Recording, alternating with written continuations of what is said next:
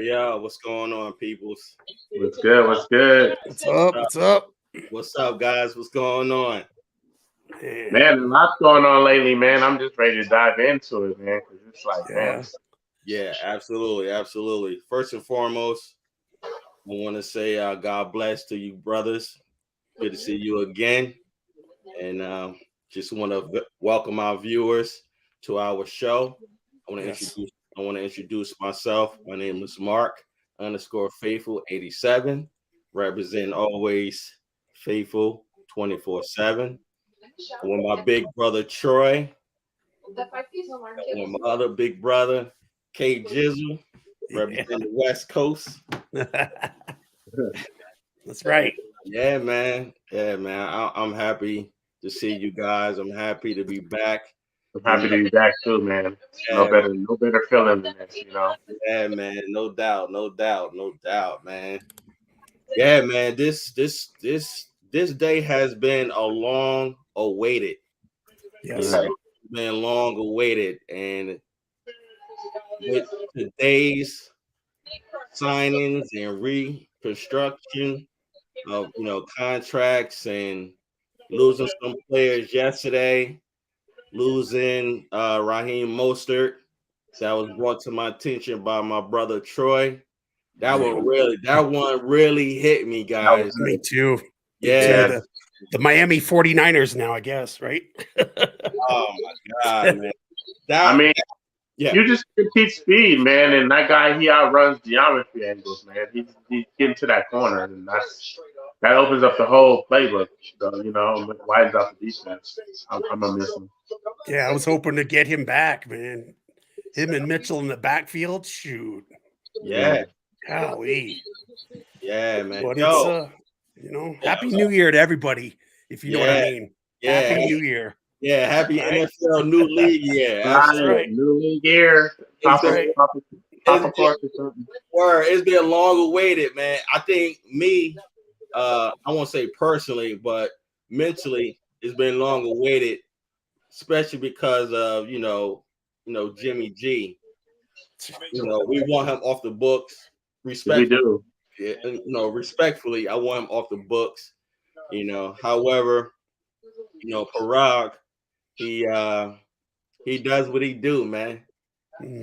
Structured. He made magic just to be able to absorb that contract. It's crazy, and get a free agent that's really going to change our secondary into various awards. Yes. Yeah, exactly. At the end of the day, we're just so mad that that he's still on the team, because I talked to my boy. And he was talking about, man, y'all for the 49ers spaces goes crazy. Y'all making like y'all making a reputation. I'm like, damn, I ain't been in the spaces lately. I dipped in there one time for a minute, but I didn't know it got that bad. But I told him what it's about. It's the animosity for the fact that Jimmy G's still on this team. Yeah. And you overplayed your hand. You know what I mean? It's just, and they don't want to get caught holding the bag. That's what it's about. Yeah. Those spaces could get like a freaking Springer show. You know what I mean? Freaking fighting and arguing and everybody talking trash to each other. It's like, man, we're all on the same team here. Yeah. But you got your Jimmy lovers and your Jimmy haters. And I'm just like, man, $27 million. Did you guys hear about the dude that Grant Kahn just hired him? I know you saw him on Twitter. He's a former Jet scout that's a hater on Trey Lance.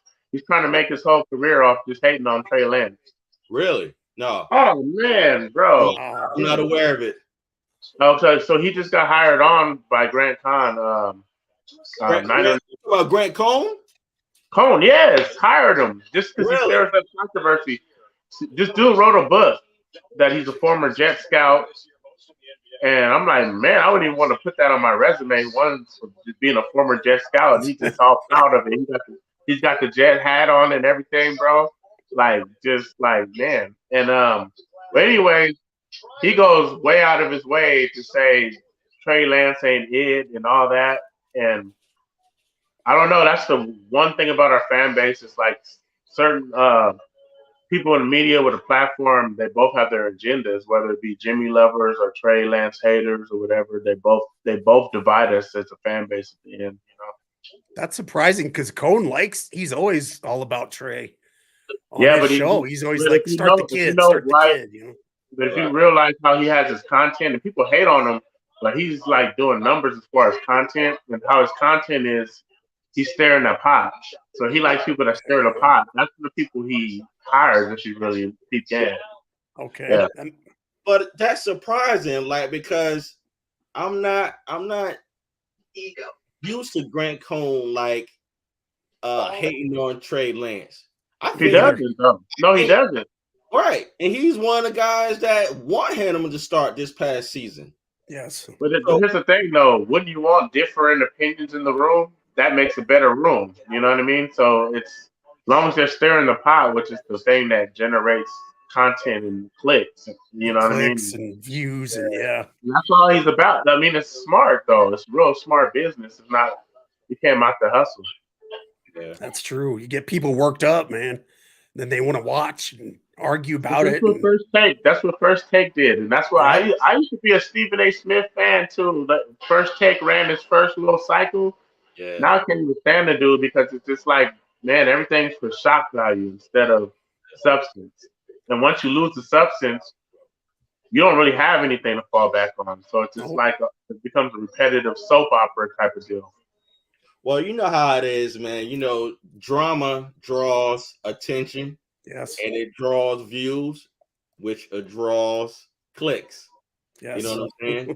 You know, so you got your clicks that you hang with, and you got the clicks for like, you know, your likes or your dislikes. You know what I mean? Right. So you got two drama clicks, right? There you go. You know what I'm saying, big bro? Yeah. So it's like when you click say, clack, you know?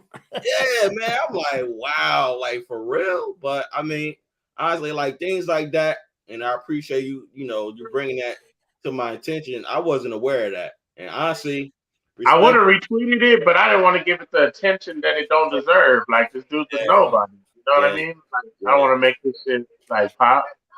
Right. Exactly. Wow, man.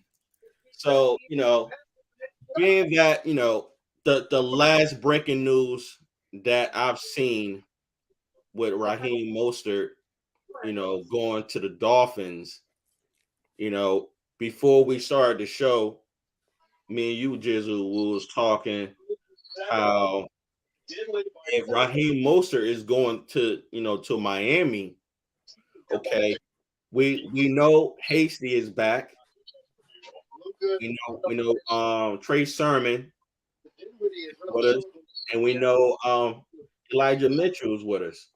Now the question is, do we resign Jeff Wilson Jr.? And if we don't, do we draft another running back? That's the question. You know, I would have never thought that Raheem was going to leave.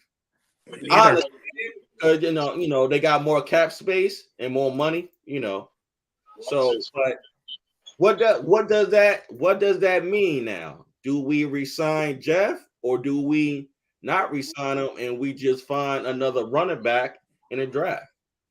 At this point, I think you draft him, man. I think you just draft a guy, and it's way cheaper, and you can get a guy with more upside and have him under team control for a longer period of time than wasting the money at this point signing a guy that's going to be your second guy. And I'm sure, you know, we know Kyle Shanahan likes to hit home runs. You know what I mean? Like he likes to swing for him at least. You know what I mean? Like he drafted Joe Williams because he said I wouldn't be able to sleep at night, and the dude ended up being a bust. But he was fast. He's from Utah, running back from Utah. He was fast. You know what I mean? And you know, so I'm sure he's going to take another swing and hopefully not miss on another fast running back. Yo, correct me if I'm wrong. You're right. However, I read something that it was trying to tell Kyle that, you know, Joe Williams, he was kind of like injury prone. I'm using my words. Probably. I know they try to warn him of it. Yeah. Yes, they were trying to warn him, and I think John Lynch was the one that vouched for Kyle. Like, you know what? Kyle believes in this guy, then I'm gonna believe in him, and I'm gonna bring him in. So when they brought him in, and things ain't turned out the way, you know, when you see a player on film, it's kind of like, what's the word I'm looking for? It's kind of like disappointing because you have have high expectations. Yes. Right. You know what I'm saying, big bro? You have high expectations, which you see on the film. And when you have the player on your field, you expect that. You expect to see that, right? Right. Yeah. And also it make your general manager and your crew. I'm just gonna say crew. Your crew is just gonna look at you like, we told you. You know what I'm saying? Like, we told you, advised you. You feel what I'm saying? But I mean, things happen, just like injuries happen, you know. So I mean, it happens, man. You know. Yeah, I would definitely go for the draft. I'd get another diamond in the rough in the draft. Because look at Mitchell. What was he? 6th round, 5th round? Yeah, something like that. Yeah. He freaking dominated last year, man. You know, he did. That's something we don't talk about enough. It's like we have a stud on our hands. You know, I play in a dynasty football league, and I almost was going to trade Derrick Henry for Elijah Mitchell and some parts, and my boy talked me out of it. But I'm ready because I feel like Elijah Mitchell is gonna be a stud. Like, you know what I mean? He has what I like about him is he take care of the ball. He didn't fumble not once, and he was on pace for a 1,200-yard season if you prorate him playing every game. Yes, man. Check this out. Reason why I mentioned Jeff Wilson, because yes, Elijah Mitchell, he's a rookie, right? Who's going to teach him now? Not saying that he wasn't taught by Raheem Mostert this past season. Being that he's moved on, it's like, who can we count on now in the backfield, in a running back, crew? Who is going to teach? That's a great point, man. Who's going to teach him and Trey? And there's no Bobby Turner this year too. So I mean, who? There's no Bobby Turner, the running back coach. So you lose his wisdom. He's 40 years in the game. You lose that for at least this year. You know, so that's a good point. It's like Mitchell's the 1-year vet now. Like, he's got to, you know what I mean? He's got to be the one that. But that's a great point. Who's going to teach him now? That's right. And think about it. Man. Juice, he don't carry the ball that much. No. So I'm like, who's gonna teach Elijah and Trey and Hasty? Hasty don't carry the ball that much. You follow? So it's like, do we resign Jeff Wilson? And I like him, but I don't think they will, because I think Trey Sermon and even like Aaron Banks as guard. I think they were both drafted for when Trey Lance eventually takes over. And so I have more, higher hopes that they're gonna, take the next step. I would love that. So we all three of us agree that they're a draft, right? Yes. Draft, would be where you take care of that. Yeah. Yes. That tells me that Anthony Lynn, he's going to have to teach them young guys. Yeah. Because it's like, what veteran that we have that you understand what I'm saying? He's in Miami now. That's like you said, Anthony Lynn is a really good run game coordinator. Right. So Right. However, you know how you got someone that teach by speaking, and I'm pretty sure Raheem was doing that, and we've seen that doing games. We always seen Raheem on the sideline. Yes. Talking to the guy. But what I'm saying is, who's gonna show? I know they got running back coaches and stuff like that, but I'm talking about really show. You feel me? By example. By example, yes. Right, like Raheem will. You feel what I mean? I don't think, respectfully, I don't think Jeff Wilson is that guy, because I think Yeah, I think Trey Sermon is like that mirror of Wilson to me. You feel what I mean? Yeah. He's like that. He's like that third down and 4 back. You know what I mean? Pretty Okay. much. Yeah. Like Wilson is. You feel what I Yeah. mean? Yeah. But yeah, I agree with you. It's like I think I think they got to draft another running back, Another yes. or sign a free agent running back Veteran. that's under the radar that we're not even thinking about. Someone that guy has experience. I agree. I think we need somebody with experience. Absolutely. Because I don't even see anybody on the market like that, though. no. But this is what I'm thinking. Frank Gore. Oh God, yo, if that was to happen, oh man. But you know, respect to Frank Gore. Frank Gore is not that don't have that speed that we want to get those at least 6 yards. At least 6 yards. He's that super veteran, though. I'm trying to think of a running back that played under Kyle Shanahan's offense when he was an offensive coach. Can y'all think of anybody that agent? Because I don't know. I'm just thinking like who. Well, I know Alfred Morris is out there, but we don't probably want him. Who? Alfred Morris. Alfred Morris is another like a Trey Sermon and Jeff Wilson. You don't need a guy like that. I'm just saying, thinking that's the one guy that's out there that I can know off the top of my head. I'm thinking of a running back that at least averages 5. Matt Breida. I think he might be out there too. I don't know. That'd be a good question. Yeah, that'd be interesting too to reunite him. I wouldn't be mad about that. Because you need that run speed element. Breida the cheetah. Breida the cheetah. That'll be something. That'll be something. It's crazy how many running backs that Shanahan's just pushed out. You know what I mean? So it's like, you know what I mean? This is a place that you're a running back, you want to come because he's turning running backs out of note. And his dad was doing the same thing. You know what I mean? Yeah. We're a running team. Davis, all those guys are nobodies, and they turned them into Pro Bowlers, you know? Fact. Yeah. But I'm with you guys. I think either they'll draft someone or sign someone that we have no clue or even thought of what Kyle was signed, because you need a veteran in that backfield, man. Yes. You need a veteran. My humble opinion, you need a veteran in that backfield, man. Yeah, you do. You know. But well, I mean, I think Elijah Mitchell takes on that veteran role this year. I mean, being the leader of that, position group. So he has to. I mean, I don't see how you would get a guy that even takes that away from him. Yeah.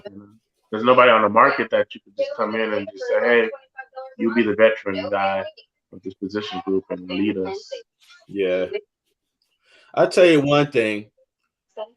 I agree with you 100% because, unfortunately, when Raheem got hurt, on week 1, who would have thought that Elijah Mitchell would carry the team the way he did? He did too. So carried it. Right. You know what I'm saying, big bro? So I'm optimistic based on what he can do that's unexpected. I can't expect it. It's just that if he's gonna take a lot of carries, then he might have to put more muscle on his body. You know what I'm saying? Yeah. Because if they don't sign a veteran, then it's gonna be really all on him and Trey Sermon. So. Of course, we always got Debo. Yeah, the comment there said 19, one of the best running backs in the game right now. Yeah, I believe it. Man, I believe it, man. I prefer him as a wide receiver, but I just don't want him to get all injured, right? Oh, you know what's so crazy? Speaking of Debo, I read today, and I'm going to paraphrase. He was saying that him and Kyle be talking about, like the schemes, and how he was saying he enjoyed doing both, playing running back and wide receiver. I read that too. He said it wasn't hard on his body or anything. Thank you. Exactly. You know where I'm going. Hey. Exactly. He said it wasn't hard on his body, and he was saying he know a lot of people, thought that, but it wasn't. You understand? I mean, yeah, we human beings, we do get tired because there was times when I go to like the bar and watch the game, and when Debo like does his thing and they bring him out, you'll see Debo on the sideline like gasping for air, and some people around me they're like, "Yo, he hurt." I'm like, "No, man, he hurt. He's tired, trying to breathe, right?" I mean, you know what I'm saying? Like, yo, like the brother breathe, yo. So I'm like, yo, I mean, use your mind. Like, people think this is John Madden, rest in peace, John Madden, but this ain't no game. This is real life, But it's real on the field. It's real on the field. But yeah, man. But with that said, man, So I got my I'm sorry. No. Do you think, bro? I got my phone on just for all if we get any updates or that's news or whatever. We need that. It says the freaking Broncos are planning to sign Tom Compton to a 1-year deal. Oh no! What? Yeah, I don't know if y'all can see that. Yeah. Actually, wow. So that we was have to draft at least 3 linemen. I think we have to draft defenses in this draft. Like, you know what I mean? You got to replenish. We don't know what McGlinchey's going to bring back with coming back off that injury. We got Alex Mack, but he's really, really old. We're gonna Everybody wants our players, man. Everybody wants to be us, Correct me if I'm wrong. You said that was Denver? Yeah. Denver. They're making moves. It's the arms race in the AFC West. They're making moves, man. You know the Raiders. Yeah, the Raiders got Chandler Jones, and I saw we were texting about that earlier today, and I wanted him for the Niners too, but realistically, I wasn't like thinking we were going to get him, Oh yeah. Chandler. Yeah, but they're making moves over there in the AFC West. Yeah, he got that back, didn't he? The whole freaking AFC is making moves. He said it wasn't about the money. It was all. He said it was about the scheme. I'm paraphrasing. But he still got that bag. It's about the bag too, though. He got that bag though. Hey, but the contract that surprised me the most was Von Miller. 6 years, $120 million to the Bills. Yeah. What? Yeah, for 6 years. He'll be 39 in 6 years, won't he? He'll be like 39, 40, bro. Yeah, I read somebody tweet earlier. I forgot who the brother was. The brother was like, "Man, he ain't gonna make it to 6 years." He ain't doing 6 years, right? I'm sure it's front loaded contract like crazy, but still, it's like wow. At least he's out of the NFC West. So, hey, that part. Yeah, well, Chandler Jones too. Jones and Von Miller. So yeah. Hey, this division now is ripe for us to dominate it for the next Absolutely. Year. That's what we're going to be talking about for this next 3 years. We're going to be talking about how we have sustained success, not quick fly by night like what the Rams did, buy a championship. Yeah. And you have a short-term window. Our window is a long window. That's right. Yo, what y'all think about, the talk? I'm pretty sure y'all read it. What y'all think about Julio Jones coming to the 49ers? I don't mind it. I kind of like it. I mean, a lot of people didn't like it, but they don't know he'll be used a different way than Tennessee used him. Yes. He can be used the way Shanahan used him on the way to a Super Bowl. That's right. And then you have Kittle, you have Debo, you have Ayuk, you have Elijah Mitchell. You got all these weapons around him. It's just like, damn, now you got to worry about, you got to kind of disregard a Hall of Famer running by you, So I'm a fan of the move, and I hope that they would pursue a move like that, just a 6'1", 6'2" guy that you can put him in the slot. It's a big slot do a lot of damage. Yeah. Absolutely. Trey getting him the ball. Man, look out, right? Yeah, down the I love field, it baby. even Down more the for the field. haters. That one will be for the haters. That That's one will right. I can see that happening because you need. I'm telling you, well, not you. I'm saying in my mind, our wide receivers they need a veteran. Like, yeah, we had Mohamed Sanu. However, I don't think he's gonna come back.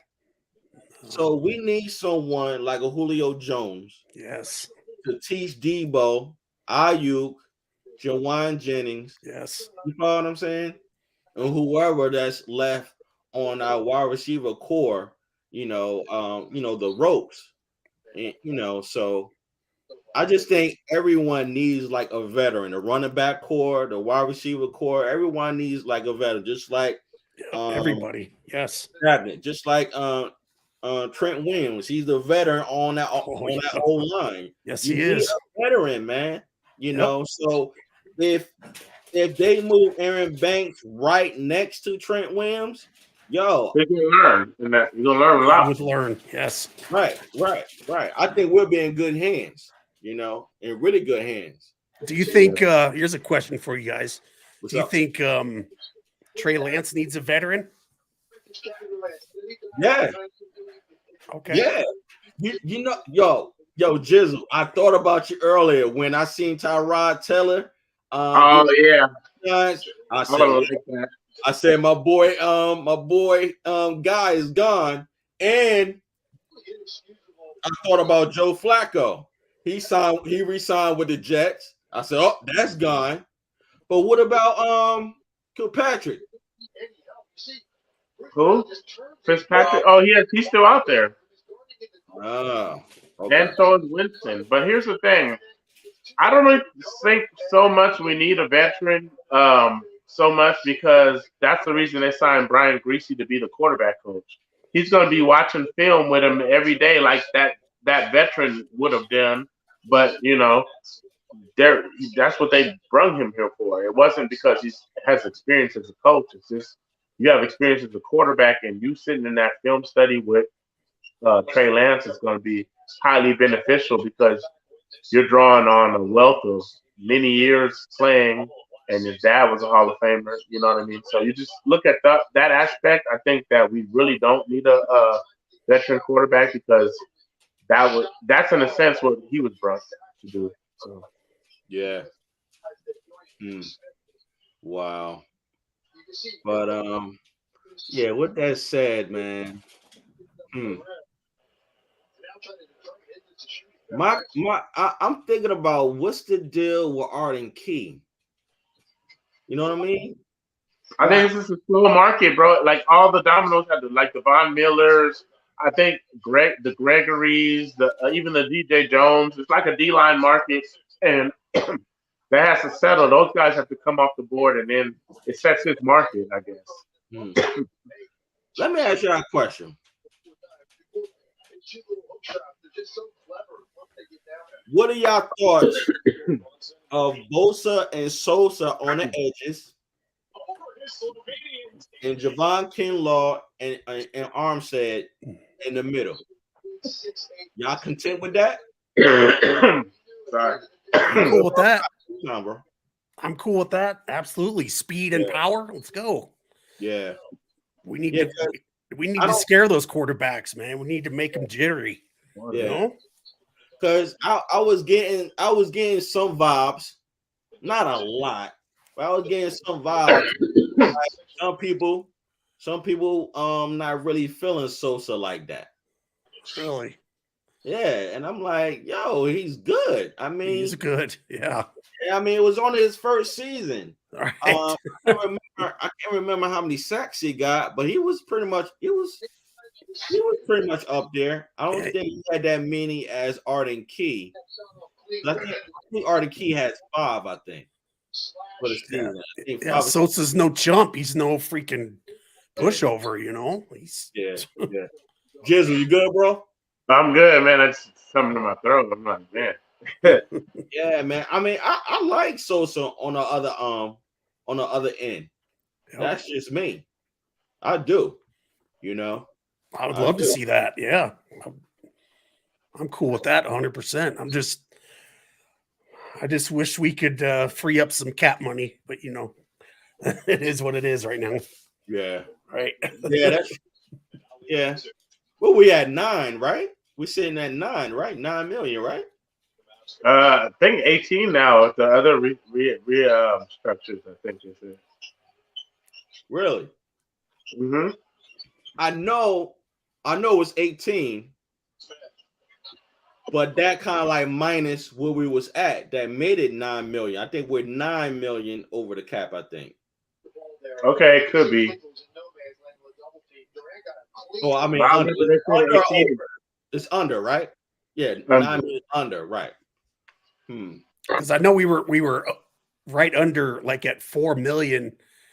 Like, what was it, like a half hour before the new year started or whatever? Because you got to be under the cap, obviously. Yo, cause one day about me, I'm gonna be honest with you guys. I do not follow the money. I do not. One thing about me, I don't pocket police. I don't care how much money you make. If that's the money that you got due to your agent, God bless you. But I don't follow the money. Hey man, it is what it is. But that's one thing I don't do. I don't pocket police. But yeah, man, that's one thing I need to learn about as far as like the cap space and stuff like that. But that's why they got Paraj for, man. That's right. Man. Right. That's why I had faith in what they do, man, because like we don't know, man. Like you see how we were so focused on Jimmy, even though we still are, but we were so focused on Jimmy's contract. Yes. And who would have thought that Paraj will reconstruct Kittle and Armstead. What I did heard something about Armstead's contract being restructured, but I also heard Jimmy Ward. It's a possibility they might reconstruct Jimmy Ward as well. They have to. They're gonna have to pretty soon. Yeah. Because you're gonna have to get under the cap enough to where you could absorb the draft picks too. Yeah, we got 9 of those. Yeah, you're gonna have 9 of those, so you're gonna have to get further under the cap, and that's why I don't really, I'm not really slandering them about not making another big move in free agency. Right. I would love if we could take some of those draft picks and bundle them up together and maybe move on up first round, maybe. I would like that too. I would love that. If you find a guy, you got to hit on that guy though, because yes, bundle something up, and make it happen, because 9's a lot of picks. Yeah, it is. And who knows how many will even pan out? You know what I mean? That's just how the draft is. I got you. You never know who can stick with it or just didn't cut it. Yeah. So bundle them up and get that player you want. But hey, I'm not the GM. I'm just the podcast. So y'all aware that Azeez Al-Shaair, he signed his tender, and Daniel Brunskill signed his tender. Which is good, because if we get the chance to match their contract, or get a second round pick in return. Right. Either way. Right. Well, that's good for us then. Okay. Yeah. I'll tell you I would match it. If somebody gave a contract to Azeer, I would match it if I was in. I don't know what that. Yeah. Yeah. But based on his tweet, Azeez Al-Shaair, he's not going anywhere. He's not going anywhere. And I'll tell you one thing. Late last night, when they had signed Charvarius, I'm saying that right? Charvarius Ward. Yeah, Charvarius Ward. Yo, I like that pickup. Oh man, bro! Like, this guy is like a really good press corner, which we needed. Like, it kind of gives you what Brett was giving us that one year where he had a really good year, but he's way more taller with more upside, and basically, if you watch his film, he doesn't allow any separation. He's right there. Yes. Yes. right there with his receiver. You know what I mean? I mean, like, I watched this play where he had um, DeAndre Hopkins is strapped. He had that man in jail, man. He He was did, man. all on, man. Dude was not going nowhere. He That's, straight you know, shadowed him, man. It was clean. man, he was in Right? his jersey. He was in his Yep. jersey. Let me tell you, I agree with both of you. However, along with that, you know what I like most of all? He turned around for the ball. Thank you. But the Yep. highlight I've seen, he turned around for the ball. And I'm like, yo, that's what I'm talking about. Thank you. Yes. Even though, what was he, 25? But, you know, he plays like a veteran. Yes. You know, he's a champion, right? Because he had one with the Chiefs, right? Yes, he does with the Chiefs. Right. I read an article. Oh man, this is a really good article. I'll send it to you guys after the show. Yeah. But anyways, a quick synopsis is they're just giving him credit. He was an undrafted rookie. Dallas picks him up, and then they trade him for a guy that got injured, and they never even got anything out of. But anyways, long story short, he kind of grew up really like rough, and like he had a lot like eye disability, and not only that, he had some kind of cancer scare where left him in the wheelchair for 2 years. So yeah, he overcame a lot. He overcame a lot, man, and then the way he played, he became their starting corner his rookie year, and they went to the Super Bowl and unfortunately beat us in the Super Bowl. But yeah, man, really good story about this kid. So. How long have we signed him? 3 years? 4? 3 years. 3? Okay. Yeah, I loved his film, man. He's all up on people and he's quick. Yeah, and he's Let's aggressive, but yet he's not all about pass interference or you know what I mean. And he like Jizzle was saying, let you know that I'm right here. Yes, right. Yes. Here. You know what I mean? He's not too far away from you. Yeah. I think he's our DB1. I think he is. You know. Yeah. Yo, you hit that right on the head, Troy. He's DB1. I agree with you on that. I agree with you on that. Him and Mosley, yes. Yep. I agree. You know what that means? It's a possibility. You want to talk this into existence. If wings don't come back, I would like them to. It's a possibility that Ambry Thomas moves to nickel. It's a possibility. It is a possibility, but I think it's also a possibility that E-Man moves to nickel Mosley, and Ambry Thomas strikes me more as an outside corner. Like I would like to kind of, yes. You think he's better than Thomas? Mosley? I said Thomas strikes me as an outside corner. Like I would leave him there, and I put Emmanuel Mosley at nickel. Really? Yes. So Mosley won't be your cornerback too? It's not even about really better. I think Mosley's more versatile and can play the nickel. Where I feel like Ambry Thomas is strictly more your prototypical outside corner. Like, Yeah, I would have never thought you said that though, bro. Wow. Yeah, I mean, he showed a lot of flashes, man, and like most of his flashes, I really feel like were shown on the outside. He showed, you know what I mean? Yeah. I know Mosley can move inside and be good. I would rather have my best coverage guy in the slot right now because all the big receivers threats, they play in the slot. Look at Cooper Kupp. You want your best corner there. I'm trying to tell you. Yes. You want your best coverage corner in the slot. But that was a bad. We talked about that in our previous shows. That was a bad coverage though, as far as having Sharp with Cooper Kupp. The height and Cooper Kupp had the speed against. Oh yeah, for sure. But the thing is, a lot of the big time receivers they try to get matched up in the slot and try to get against your weakest corner. That's why the new philosophy should have your strong corners in the nickel as you should try to have strong nickels because look at Devontae Adams, he takes a lot of slot snaps. And Yes. so you better have a strong nickel. I like to have one of my better coverage guys at the nickel. Okay. To slow him down, you know?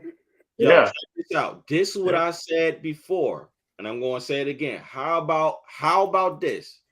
How about we move Jimmy Ward to nickel, right? Have Ambry Thomas as our free safety, and have Huff as our strong safety.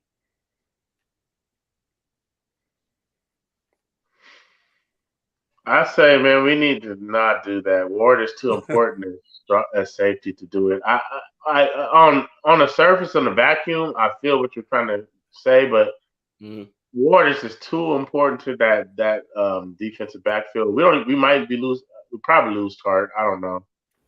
I would lose him. That's why I think Huff was probably one of the reasons why they picked him up. And just to remind you both, when we played the Rams last year, not this past season, the previous season in 2020, when Ward was playing nickel, he was shutting them down. If you notice, he's more physical in the nickel than playing safety. If y'all noticed that, I don't know if you have, but I'm saying that I've noticed that when Ward plays nickel, he's more physical. He's like more in your face.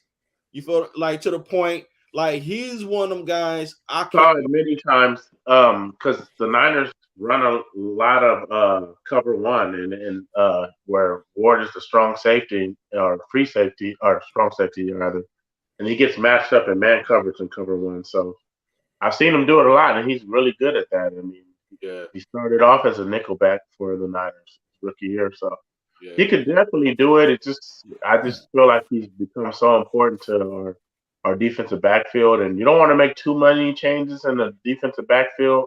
Yeah. You want them to have that continuity, that they could build on from the year past, and kind of hit the ground running. So I'm kind of scared to kind of move guys around too much, and especially when it comes to changing position. I got you. I like that. Wow. Who's the one DB, the old school one that we eventually benched last year? Man, Norman, Josh Norman. Yeah, he's got to be gone, man. Get him out. Man, yeah. Please tell me he's gone. Yeah, he's a free agent. Yeah. Bye. And as funny as you said that, I know there was talks about DJ Reed. I had my eyes on DJ Reed too, because I liked him too. I was like, man, why we didn't resign him? But it is what it is. But yeah, man. Wow. To be honest, the only move that can help our defensive backfield right now, and I don't think he's actually been signed, and I thought he would. I heard he was at the time, but the Honey Badger. Yeah. He's a free agent. He's still out there. Just put him in to replace Tart if we can get a team-friendly deal going. Man, just imagine how our secondary is starting to look up now. Yes. Yeah. I would love to have him, man. He's freaking aggressive. The veteran, with coverage. With coverage, he picks the ball off. You know what I mean? We need I know Grant Cohn said something like how Niners fans underestimate the importance of a DB having ball skills. And I don't feel like I do, but there's an argument that people say you just want a guy in position and maybe bat the ball down or whatever. Yes, intercept it, whatever. Hey, there's no rule against you intercepting it and going back the other way and scoring. You know what I mean? Thank you. Yeah, look at it that way too. Nothing wrong with doing that, right? Yeah. No. Pick 6, baby. Let's go. Hey, I get excited on those. Woo. Yeah, man. It was so well, let me say that there were some that Ambry Thomas had dropped that he could have had, but that's gonna come with time, man. Also, he made a big win against the Rams on week 18 that made us clinch to the playoffs. Yes. But But I have high expectations on Tolonoa. I like Huff, man. I like Huff. I don't know. Me too, man. There's a lot of people that are down on Huff right now. Yeah, They're like, I don't know why. me You know neither. Me neither. I can tell you guys why. Yeah, tell me. I want to know. There's big questions on like, can this dude cover? Like, I mean, like he could put him in the box, but like eventually when people start like spreading you out and spreading your defense out, and he saves even the 3 wide receiver set. If you got guys like running picks, and then you got a wheel route coming from the running back, and he gets matched up on that, I don't trust him to cover that. Like, so it's like, What? Really? Dang, man. So you're not feeling him either? Jizzle, you don't Jizzle, like him? What? Yo, dude. Okay, let me ask you this. You remember the Cowboys game? yeah. You see how he played in the safety? Yeah, but everything was in front of him. Like I know he's good with everything in front of him. He'd be a good, really good safety. What about the stuff that gets behind you? Because your head's in the backfield and you're playing that Tasmanian devil style, but you got to have coverage behind it too. And I don't really trust him like that. Like at least with Tart, we know his coverage was good. You know what I mean? That's something that you can't just discount. But what? Okay, let me ask you this, because I want to understand. Like, what footage that you seen that make you concerned? He didn't even start most of the season. Like he was coming in on big nickel. He wasn't playing like safety. Yeah, that's fine. But when you have to be the guy, now we could exploit you in coverage. Right, but that didn't happen against the Cowgirls. You feel what I'm saying? Because he played. What I'm trying to say, Mark, is what he was playing as a third safety. Tart, Ward, and him were playing. It's a big nickel. So you're basically starting as an extra linebacker. Your coverage assignments aren't the same as if now we start you as strong safety. Mm-hmm. They're going to be looking for ways to exploit him in one-on-one coverages, basically. But you can't exploit somebody that's basically playing linebacker. It's hard to exploit that. You know what I mean? And I just, that's how they used him. So we only could judge him by how he was used. You know what I mean? Let me say this. I'm gonna tell you why I like him. Troy might agree, and our viewers may agree. I like Tolonoa because he covers a lot of ground. Me and you, Jizzle, we talked about that. He covers a lot of ground. He has speed. He does. Really acceleration. He has a length and he tackles. He tackles and he raps. He just don't hit you with his body. He tackles and he raps, just like Alshire and Flanagan. You follow what I'm saying? So I'm like, yo, I like players that tackle, man, and rap.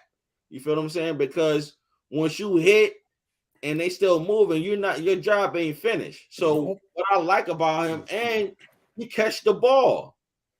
I like him too. I like him too. It just I just have questions about his coverage. I just wonder.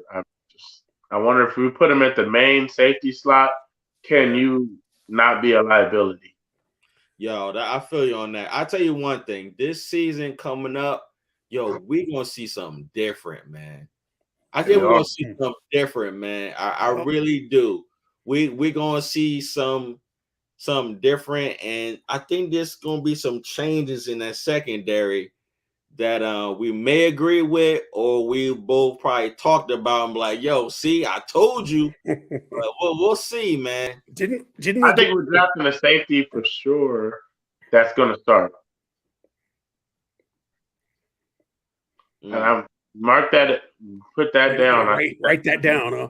Yeah, write that down, man. Like, it's already recording, so we So we don't have to write it down. We can go back to the show.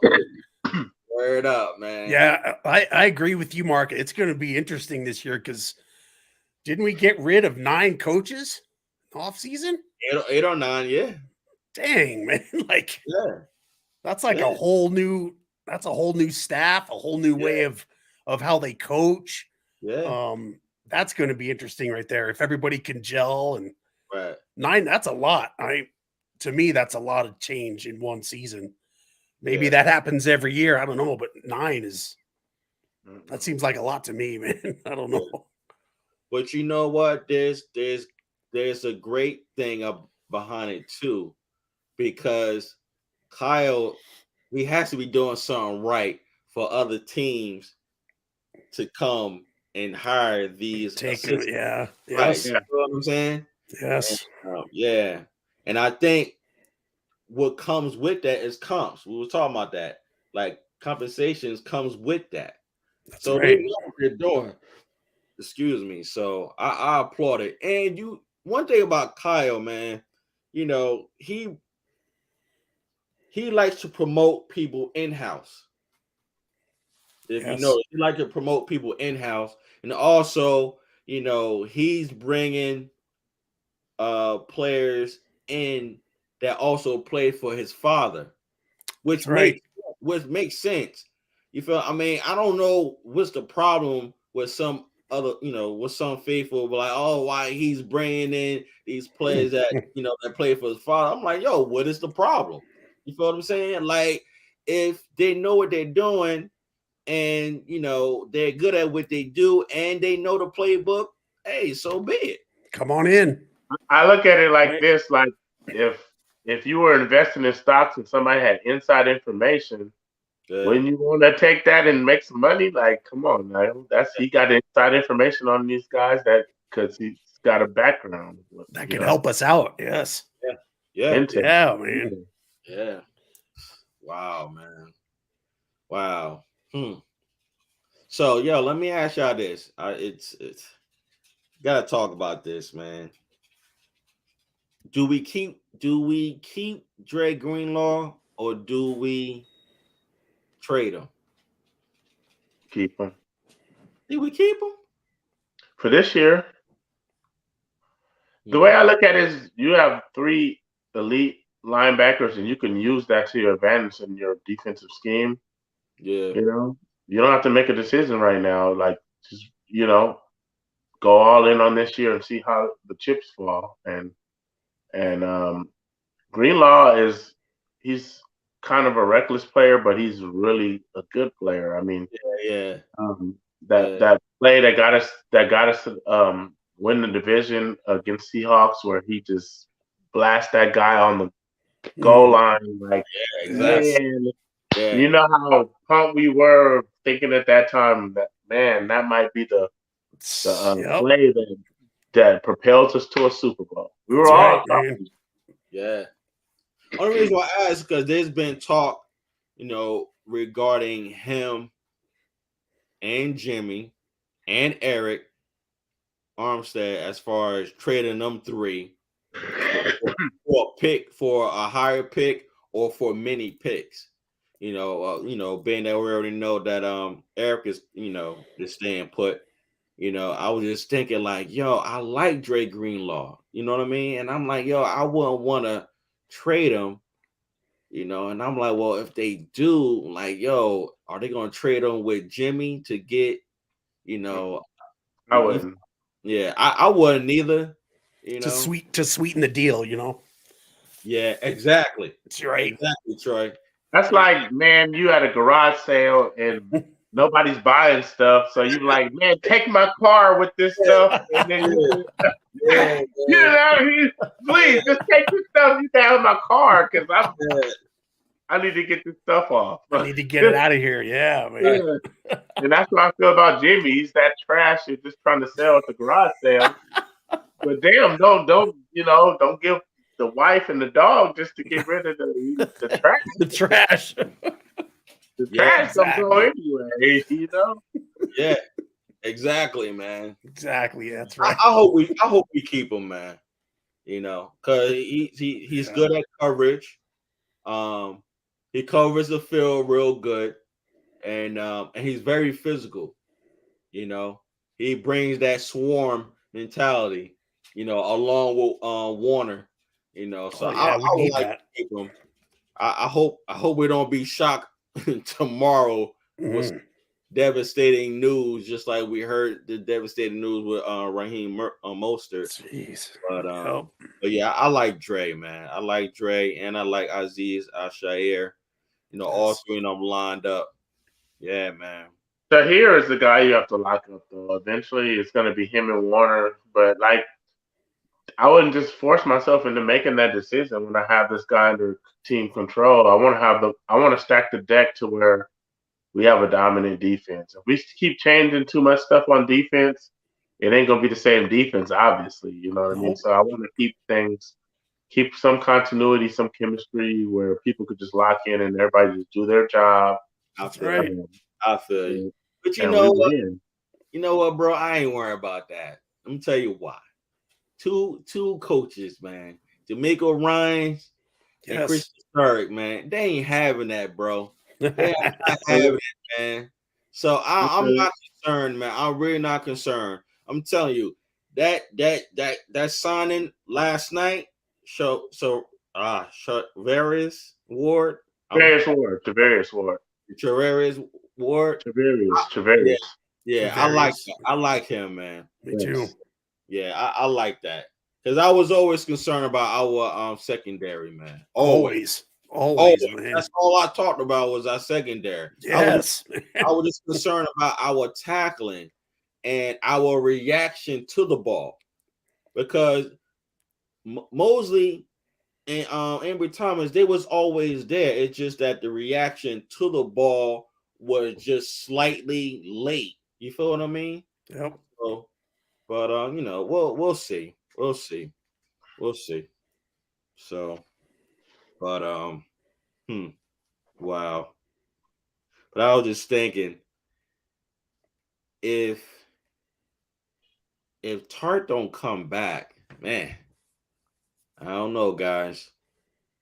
I don't know. I mean, he's the guy. I don't think it's going to be hard to upgrade from him. Like we were just talking about being there where the ball gets there, like the DB is supposed to do, but not coming down with the interception. I mean, you can go back to the NFC Championship. Yeah. And you know what I mean? I don't see how hard it is to upgrade. I mean, granted, he's a good player. It'd probably be scary to go to something new, but the good thing about going to something new is you don't know what you have. You could have be sitting on a diamond in the rut. You know what I mean? That's right. Or mold them the way you want them to be. I'm ready to take that chance, knowing that the guy that I have, you can make a blatant error like Matt Stafford made and not cost the game, and thus taking us to the Super Bowl. And thus winning the game. Yep. Yeah. That's so I'm willing to take a chance on that. And I still stick by my prediction, of course, that we'll be drafting a safety that starts for us in this draft somehow, some way. Yeah, I agree. I like Tart. He's known for his speed, of course. Yeah, we go for his great communication on the field. Yes. So and he produced a lot of good plays for us in the in the playoffs. That got us further than that. A lot of people thought that we get that far. Way further, yeah. We was 3 and 5. Yes. But yeah, man. But but we'll see. And I agree with both of you. I think we'll draft a safety. I'm big on veterans that knows the scheme. And if we gotta start new and bring some, some fresh soldiers to the team, then so be it. So be it. Yeah, man. I see us drafting a lot of defensive help, offensive line help. That's like our, and then maybe running back here or there, but that's maybe wide receiver. But defense, man, defense is, to me, that's key. You got to shut people down. Yes, sir. I feel like besides them drafting the starting safety, they're going to draft pretty much all trenches. Like it's going to be the lineman or D-line. Lineman, D-line. And I feel like that's where we have to get toughened up, and specifically on the offensive line side. Yes. We have to get the depth there. Like, especially where everybody has their worries about where Trey Lance is going to be in his development or whatever.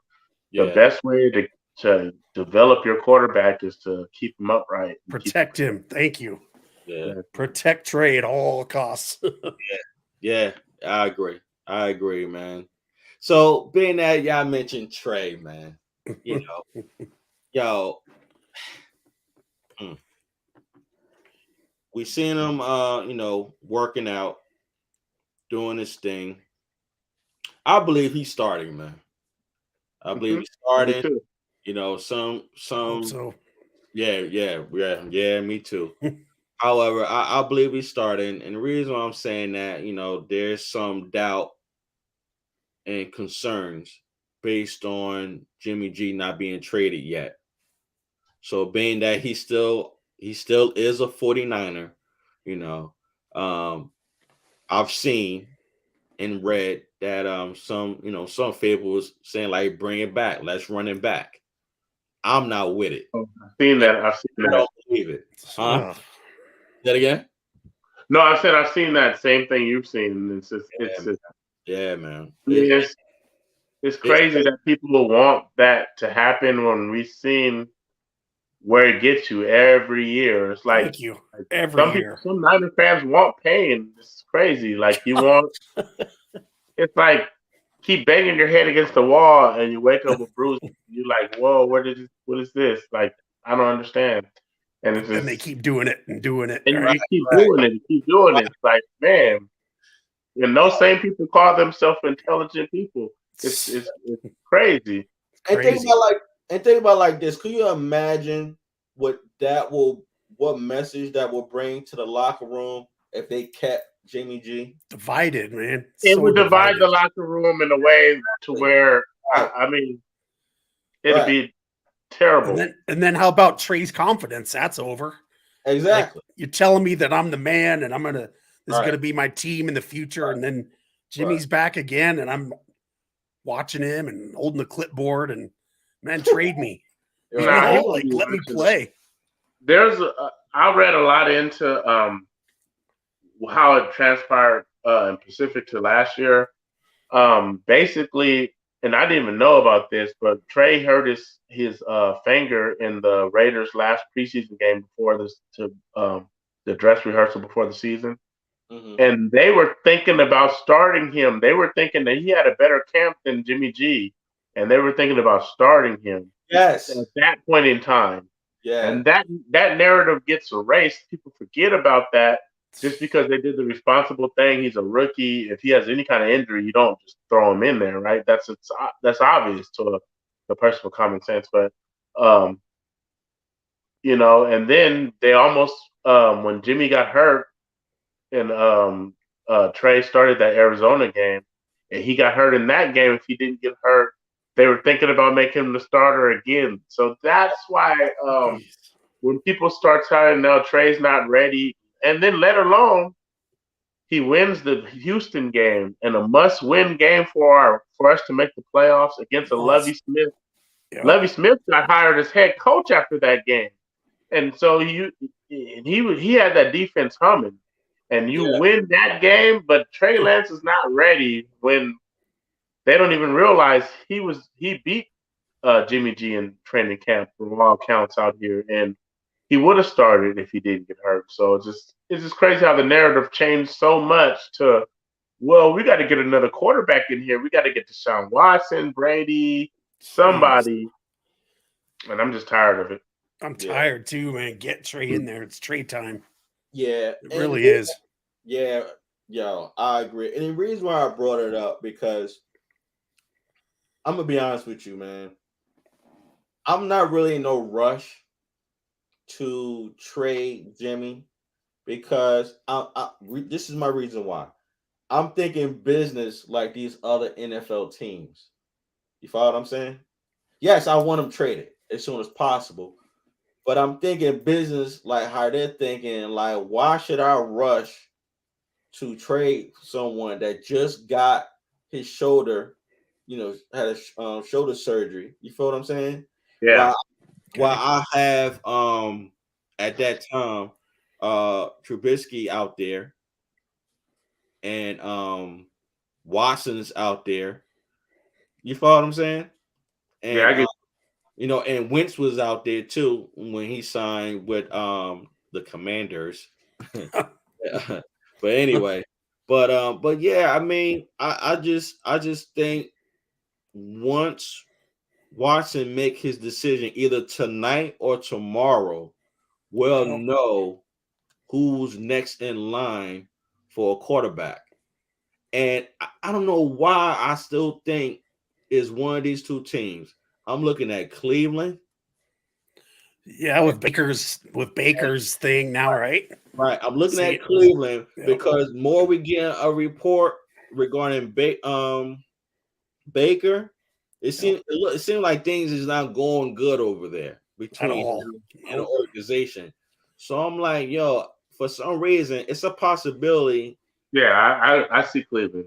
Yeah, I see Cleveland as well. I was thinking the Saints. Remember I was thinking the Saints back in a couple of shows ago. I was thinking the Saints, and I think one of y'all had mentioned the Colts. I could be wrong. Yep, but yeah, right. So I was thinking the Saints when we was talking about Jameis, and I was like, yo, maybe the Saints. And I was saying I doubt it if they put them in the NFC division. But we were saying how we don't really care, which we don't. But anyway, but I can see the Browns or the Colts, but we'll see. We'll see. Yeah. We'll see, man. I mean, the Colts, I've heard that the Colts' interest is starting to wane. I don't know how true that is, but I just feel like it's a stalemate between them. It's like, you know, you just got rid of Wentz and you don't want Jimmy. Like, you know what I mean? Like, what is their plan as far as quarterbacks is? Because this is not a quarterback-rich draft, you know. And you could also say the same thing in Seattle. What is their plan? Like, you know, you trade Wilson and this ain't the quarterback draft to pick up a good quarterback. So, you know, it's almost like I almost think some teams are just realizing that maybe it's smart to just punt a year, and then, you know, address it next year. Yeah. But yeah, man, I'm in no rush regarding Jimmy, man. I really not. I think it's going to happen sooner or later. That's what I've been saying, especially on Twitter. Those I've been having conversations with. You know me, guys. I try to keep it peaceful and respectful. Right. Tweet, but I believe Jimmy is off the books. I'm just wondering. We were just mentioning earlier who's going to. I'm gonna be honest with you. Besides Suffield, Trey needs someone to look up to. You feel? Well, you know what I mean. Look up to as far as like get advice from, especially someone that's mobile. And I'm like, yo, who is out there? I tell you, what up? RG3, baby. Yo, let me tell you, bro. That did come past my mind. And he's played for Shanahan already. Yes, he has. He knows the system. We watch him film the same way. Come on. I'm trying to tell you. That would break the internet there, man. I know. Twitter. But yo, Troy, my thing is like, do he still have it though? I think he has it enough to play in Shanahan's system again. Shanahan's the only one that made him look good. I agree. Yeah. But look how long he's been out the league. Look how long it's been. No, he's been in the league. He played for the Ravens. He's back up for the Ravens last year. Last couple of years, he's been the backup for the Ravens. He's been in the league. Yes. Last year. Robert Griffin? Yes. Robert Griffin. I'm talking about Robert Griffin. Right, yeah. He was with the Ravens last year? He was on the Ravens, backup for the Ravens. I don't remember that. I remember he was with them, but not last year. I believe he was, bro. Actually, no. Maybe not. Maybe Thursday. Yeah, I'm like, I don't think we had the other kid in there. The other kid that the other kid, he's pretty nice, but I don't think. Yeah, I think he's been out of the league maybe about 2 years now. Isn't he a commentary guy on something? Something like that. Like I know he was talking about the draft, though. He was talking about Trey Lance. Okay. I know he'll come back for a gig, though, for sure. Yeah. And what you really need is mentorship. Do we really need a? I mean, we're screwed if Trey Lance gets hurt. We don't really need a guy to Oh come in. man, screwed Yeah. for real. That's As are like 30 other teams if their top quarterback goes down. So that's just right. how it is. But he was saying for mentorship. You know what I mean? If you Yes. want mentorship, a guy that's played in the system, Yes. that was mobile, he checks all the boxes as far as that. Just we've carried 3 quarterbacks before too, so you could carry Suffield, Trey Lance, and a guy like that fills a role. Because honestly, we carried Mohamed Sanu for like the whole year, and this dude was doing nada. I know. I know, bro. He must have been doing something behind the scenes because, like, nothing, man. Yeah. Yo. Just bring Cap back. Just bring him back. I thought about that too. It's controversial to say you want Cap back, but I would love. Oh, Cap. Oh, Cap. I would take Cap back as a backup. I would take my chances with that. He said he's ready right now. That would break the internet. That would break the internet for a week. Yep. Big time, man. Yo, let me check this out. Do y'all remember do y'all remember the first player that I said? And Jizzle, you was like, no. And then you thought about why I said it because of Trey's frame and his arm. You remember who I said? Cam Newton. Why not him? I'm down with it, bro. To be honest with you, free agent. Cam. I'm down with it. I'm down with it. Like if we could do it, and then Kyle Shanahan would do it, I'm good with it. I'm down for that for real. I'm down with that, bro. I didn't even think about Cam. Yeah. You know? Oh, Cam. Cam. Yeah, man. Because I was thinking about Ryan Fitzpatrick. I like him too, but I don't knowledge-wise, yes. When I agree with you, knowledge-wise, yes. As far as the skill set that Trey has, I see Cam. Cam's way better. You feel what I mean? And yo, let me see. The only thing I say is I want Trey to be a lot different quarterback than Cam. I want him to not so much rely on his legs, but just keep doing what he does. Keeps his head down the field and looking for downfield targets. And Cam, his career could even been longer, but he started with the whole Superman mantra and thinking, Cam can be taking those hits. Superman had a kryptonite too, and they're probably taking too many hits. Yeah. Cam can be a diva too, man. We don't want that drama to like leak in. Yeah.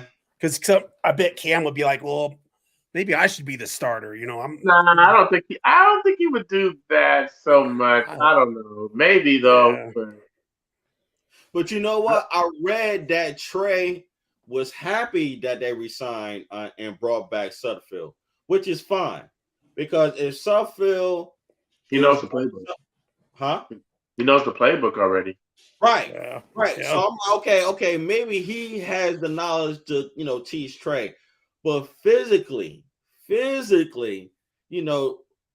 who is out there that resembles Trey's athleticism?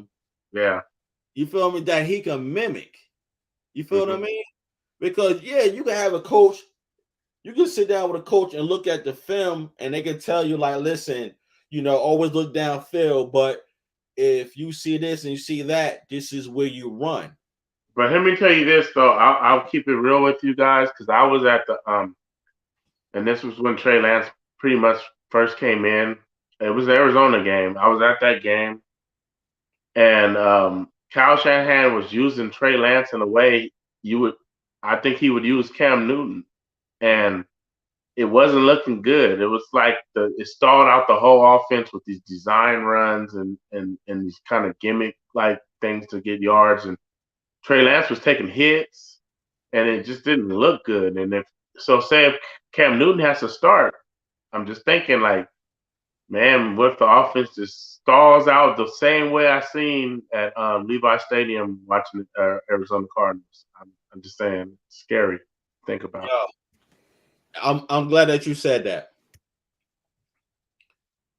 I was watching David Lombardi, and he went over the film regarding that game.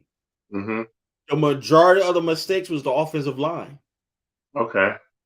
And he was showing Brunskill messing up at what? Right guard? You feel what I'm saying? So he was saying how the 49ers need to improve on the offensive line. Because it was breaking down, man, real quick. If you and Troy go back and watch David Lombardi's footage regarding Trey Lance first starting game against the Cardinals, like, yo, it was the offensive line. But I do agree with you in regards to a couple of things. I remember when they did a play for Trey Lance when it was at the goal line. Yes, that When one it of was those. like fourth down. Yes. Oh, I don't want to say it was his mistake, but it was lack of knowledge on Trey Lance. Just Yo, dive in there. not even that. He had the football to his body. All he had to do was Wow. stretch the ball. That's what I meant. Like, to extend yourself to get it. Yeah. Exactly. Yo, one thing about me, I watch every play, bro. So when I seen it, I was like, yo, why is he not extending his arm so the ball can break the plane? So you know what he was doing is thinking ball security, but when you're that close, you could fumble and it's still a touchdown. You have to just know That's that. true. Down in Exactly. distance and And know that. comes with knowledge. Right. Exactly. And that's how we lost that game. Man, we had lost that game to the Falcons against Matt Ryan when he did a quarterback sneak. Oh, you're talking about the one not this year, but last year. I was at that game too at the Levi Stadium. They came back at the end. At the end. Oh my God, I was so mad at that, man. Funny story about that game is we thought we had the game won. We're walking out to the parking lot, and that happened. And then everybody's telling, "Hey man, we lost." I'm like, "What are you talking about? We won. I'm trying to beat traffic to get home." You know what I mean? He's like, "No, we lost." I'm like, "Bro, stop playing." Wow. Yeah. Yo, that's cray. Yo, ain't that the worst feeling, yo? Thinking that you came back, then like somebody tell you. Man, I would have stayed if I knew it was that could happen. You know what I mean? That's sick, man. That's a sick feeling. Yo, question.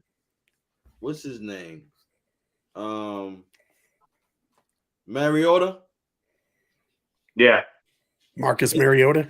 Yeah, is he signed or is he still a free agent? Do y'all know? No, I heard a rumor that we were looking into him to be a backup to Trey. And I mean, he fits the mold that you're saying. He has the mobility and everything. He has the experience, former number 1 pick overall. And I mean, the thing about it is I'm kind of like against like bringing somebody that where it could be like a controversy.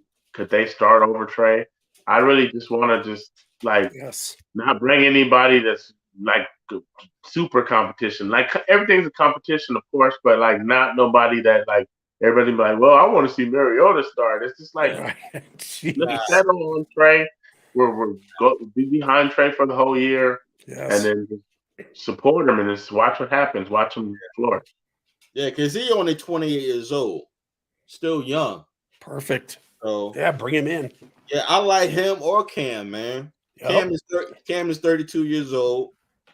We already know Mitch Trubisky, he signed with the Steelers. Ryan, he's still out there. But I don't know. But we need a veteran, man. We do. Absolutely. That's gonna be right behind. Even if you have to be right behind Trey, he could be behind Sudfeld, and Sudfeld be behind. You know what I'm saying? Be behind Trey. But we need a veteran, man. Absolutely, yeah. Because if Trey goes down, oh my gosh, man. Yeah, man. I'll be really shocked. Yo, I'm telling you, bro. If Mariota or Cam Newton go there, yo, I'll be pleased with either one of them. Either one, me Either too. one of them, man. You I'm know, cool with either one. because As long as the fans know Trey is still he's number one. my thing is, why not though? Why not? You feel what I'm Yeah, saying? Like, yeah. you know, why not? My thing is this. Okay, Mariota. I mean, I like him. He's cool, you know. However, I will put him as I will put him at a third string. Just like Cam Newton, I would have him as third string and have Sutfield as second string because just like Jizzle said, he knows the playbook. I mean, I can see that, you know. Just get us some Yeah, but wins. those guys wouldn't even come unless you gave them the assurance that they're at least the backup. They're not even gonna, you know. Yeah. Ain't no Thursday over here. Those guys want to still be a starter one day if Yes. everything broke. If everything broke like that. I feel you on that. However, right. those guys also they want to win too. They know Yeah, the 49ers got weapons. that's right. Hey, listen, I don't mind being a third string quarterback, but if I could get closer, well, we already know Cam Newton, he already tasted before, not Mariota, you know. That's right. Because Cam Newton, he was there almost 4 or 5 years ago in our stadium in Super Yes. Bowl 50. So Yes. he know what it's like, you know. Yeah, So, but winning his different when you're on the sideline not doing nothing though. Like that winning don't hate to say. yeah, that's right. Holding the clipboard, bro. But I'm talking about Participation experience, trophy. though, man. I'm just talking about experience, man, because I'm just trying to get him. I'm trying to get in Kyle Shanahan's mind, like who we have as a veteran that can, Yeah. That's a tough one right there. I ain't trying to go crazy to figure that out. But Those are two great choices, though, man. For real, Yeah. Mariota and Cam, yeah, bring him in. and I Got to be somebody. It's got to be Yeah, somebody. exactly. Because when I seen Flacco had resigned, I said, "Oh, that's out." Yeah, I said, "Wow!" And then Tyrod, I said, "Oh, that's out." that's out. Yep. That's why I text you, Troy. I was like, Yep. "Yo," because I was thinking about Jizzle. I said, "Oh, Jizzle ain't gonna like this," Dang. I was like, "Yo." But Yeah, I was Taylor- hoping that we could get Trubisky as a backup, but I guess that was way out, because he may start for the Steelers. I Yeah. ain't see it, and that goes back to what I was saying. That some people are like, well, I would like to see Mitch. You know what I mean? Because he's still young. So I'm like, nah, man. I don't want no discord within. Well, there's already discord amongst the fan base. Oh, Yes. it'd be discord if you brung in Cam Newton, if you brung in Kaepernick, if you brung in Yep. anybody, there's going to be discord. It's Yeah, going to be Mitch- like Mariota. Doesn't Yes. matter. Yeah, Mitch is 27. Wow, that's sad. They don't have Ryan's age up here. They got everybody else's age up here except for Ryan. Except for him. Yeah. Yeah, Tyrod, man. 32. If Trey starts struggling, the fans will be like, "Oh, Yo, They got- I'm sorry. Go ahead, they Troy. got to give Trey. You got to let him grow, man. You got to let him go through his growing pains, and I mean, this kid's he hasn't played in 2 years now or whatever. You need to let him, give him some time, man. But fans have no patience. We know this. Yeah. No matter Yeah. who it is, fans have no patience for you better win right now. Yeah. And respectfully, I don't care. No. I really don't. I keep that door shut. Nope. Some people don't know what ready is. Yeah, that's right. Ready. Well, I mean, ready to be better than Jimmy G. Like this guy just really didn't do much. So it's like, how ready do you have to be to just be better Thank you. than that? It's a low bar, An 8-year freaking rookie.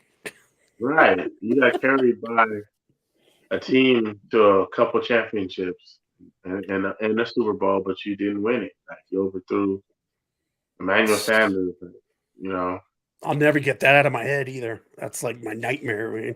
Oh And yeah. Mr. Connect Field on that. was- Connect on that. We got that ring. You know, we got number 6. Yeah. Yeah, Gosh, is. Man, that sucks. it's been too long, fellas. Yeah. Man. Too long since '94. You know what I'm saying? I actually believe in Trey enough to where I feel like he keeps our Super Bowl window open, and it could Yes. start. I'm really like Team Trey. Like, you know, I have a friend. He was like, he wants Watson, he wants Brady, and I'm like, man, no, I want to start the kid, man. Like, it's That's time right. to get this going. Like everybody says, oh, he can learn for a couple more years. It'll be 3 years since he's really played regularly. Exactly. Come on. And you know what? To add to that, my brothers, somebody had raised a good point on Twitter. They were saying if Kyle really wanted Watson, he would have traded, Trey. You understand what I'm saying? However, Kyle ain't stupid, man. He ain't getting rid of Trey. Not No. at all, man. Come on, man. Nah, bro. Nah. And some people were saying they don't want that headache coming to the Bay. I mean, which I understand, respectfully. However, it is what it is. Is there any news regarding Watson? Did y'all see anything? Nothing. Nothing Nothing since. yet. No, he's dragging it out, and that's why they had to make this move to get under the cap, just because they knew that they didn't want to have to, drop Jimmy, basically cut him by today's deadline, and it's going to drag out a little longer than Niner fans wanted or anticipated. So, Yeah, I can see him going to the NFC though. Yeah. But let me Panthers, Saints, whatever, Yeah, let me bring up this guy, Oren Burks, that they picked up from Green Bay. special teams guy. And special team guy, and he can play linebacker. This guy's speed. He ain't no joke, man. For real, he's a good one. Okay. Huh? I don't know much about him. I don't know about it. I was watching his highlights earlier today. He not bad, man. I was like, Good. wow. I'm like, okay. And we was kind of struggling with our special teams. I just wonder if you got a guy from the only special teams that was worse than our special teams was Green Bay, and we got a guy from their team. I was just wondering about that. But if he's really, really good, though, maybe he's the best guy that was on their special teams. I don't know. Yeah. I don't know much about him, like I said. Yeah. But I know he used to help solidify that special teams, which we need to do. Yeah, there's been no big news at all since we've been on. So yeah, I noticed that. Yeah, because I got all notifications from all the heavy hitters, and I haven't seen nothing. I would love it if we could get our Arden Key back, man. So let's get some of our guys back that we haven't really got any of our guards back that hit free agency. Yep. Let's get Arden Key, man. Let's make that be our guy, and I believe he can replace DJ Jones in some sense if Ken Law doesn't step up to the plate, and just to have that security. Where I would have thought, to be honest, I thought Arden Key would have already been somebody would have been already trying to get him right now. I'm surprised he's still here. Yeah, but correct me if I'm wrong. Did Arden Key play in the middle or on the outside? I thought it was the outside. He played in the middle. That's what changes. Yeah, Okay. He played D tackle. That's what changed his whole career. He's moving to the inside. Okay. 6'6". He's 6'6" and about 200, close to 270. So it really changed his whole thing because he, beating tackles is probably harder than beating guards. Okay. He's out quicker. Just what I said earlier. Okay, so with that said, I can see Sosa and Bosa on the edges. And if they re-sign Arden Key, they'll have Arden Key and Armstead in the middle. Oh, a lot of speed on that D-line coming at you. Exactly. Guys, what about Jordan Willis? Is he a free agent or what? I don't think he's a free agent. I'm pretty sure he's not. That would have to be checked on.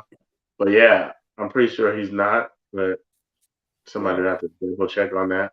Yeah, I'm about to check now, bro. Yeah, I just don't want to lose too many guys this year.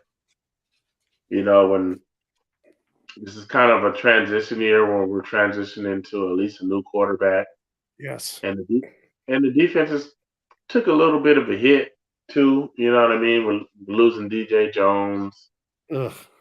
parked up in the air, but other than that, I don't see why we can't become better defensively. That's right.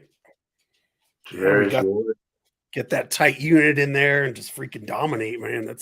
dominate. I would love that. Just Yes, I mean, we shoot, need. we were what, number 3 or 4 defense last year, right? Not sure. Yeah, Something we like could even that. build. We Top could five. build on that. We Top could build 5. on that. We could jump to number 1. We could jump to Yes. number 1 pretty Yes. easy. So it's just getting another edge, maybe getting another safety that's athletic that takes the ball away, Yeah. Right. and we'll see where we're at from there. And then all gel together and it's on. Yes, You know? it's like we got all the leaders, like Yes. Fred Warner, you know what I mean, and Jimmy Ward. So Yes. it's just like putting those guys around them that just fly to the ball. Will be Yo, good. Jordan Willis is a free agent. Is he? Wow. Yeah. Mm. They might be losing a lot of guys. I'm pretty sure they thought about this. Yeah. Dang. Jordan Willis and Orton Key is a free agent. You already said earlier, right, Troy, that Tom Compton, he got signed, but Yeah. Denver. Yeah, that's what it said on the. Yeah. It said earlier, you know. That's he really did good for Mazinski, taking over. Yep. I would like to keep him as a backup, but it's just hard to keep everybody. Yeah. That's the thing about free agency, man. You get hooked on a player or two, and then they're gone. It's like, dang, Right. man, why wouldn't you want to stay with a team that's this? The window's still open, and I mean, I know it's all about the money, but dang, you think you'd want to just all stay together, I guess, like old Yeah. times. I don't know. Right. Yeah, people want that money too. It's like you Yep. earned it. You feel like, and so Yo, you know what was a good signing? Hassan Ridgeway from the Eagles. okay. Today, huh? Yeah, That was man. today. Yo, Is he good? yes, he played. He's very physical, man. Good. Yo, they somebody posted, I forgot who it was. Somebody posted on Twitter when we played,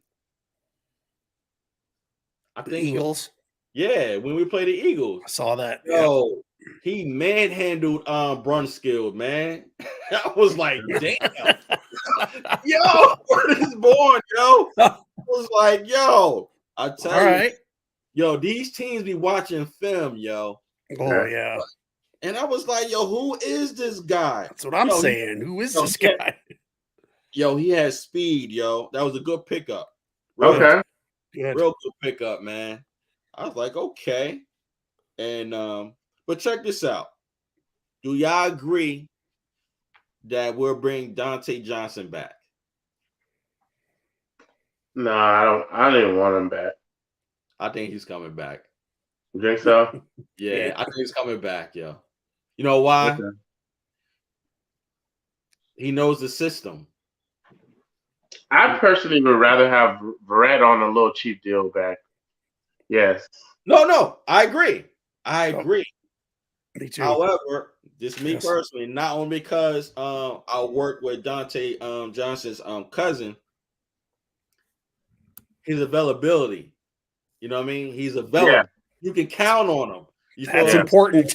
And he came out big against the Green Bay Packer game.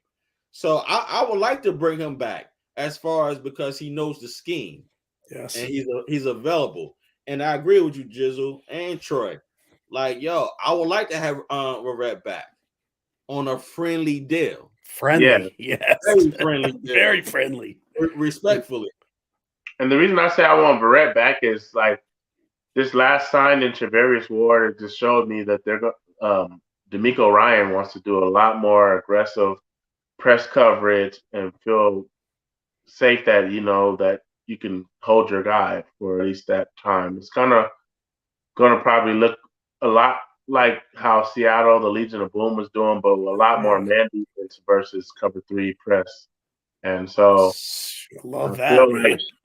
like Barrett puts his hands on them receivers, and like you got a couple guys that could do that, and you just throw the receivers off their route and just get them off their timing, and before you know it, your pass rush is in the quarterback's lap. Boom. Yes, boy, I love that.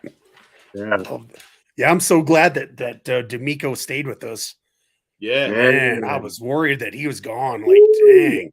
I thought he was gone for sure. To be Oh my gosh. I ain't gonna lie. I was impressed that John Lynch stayed too.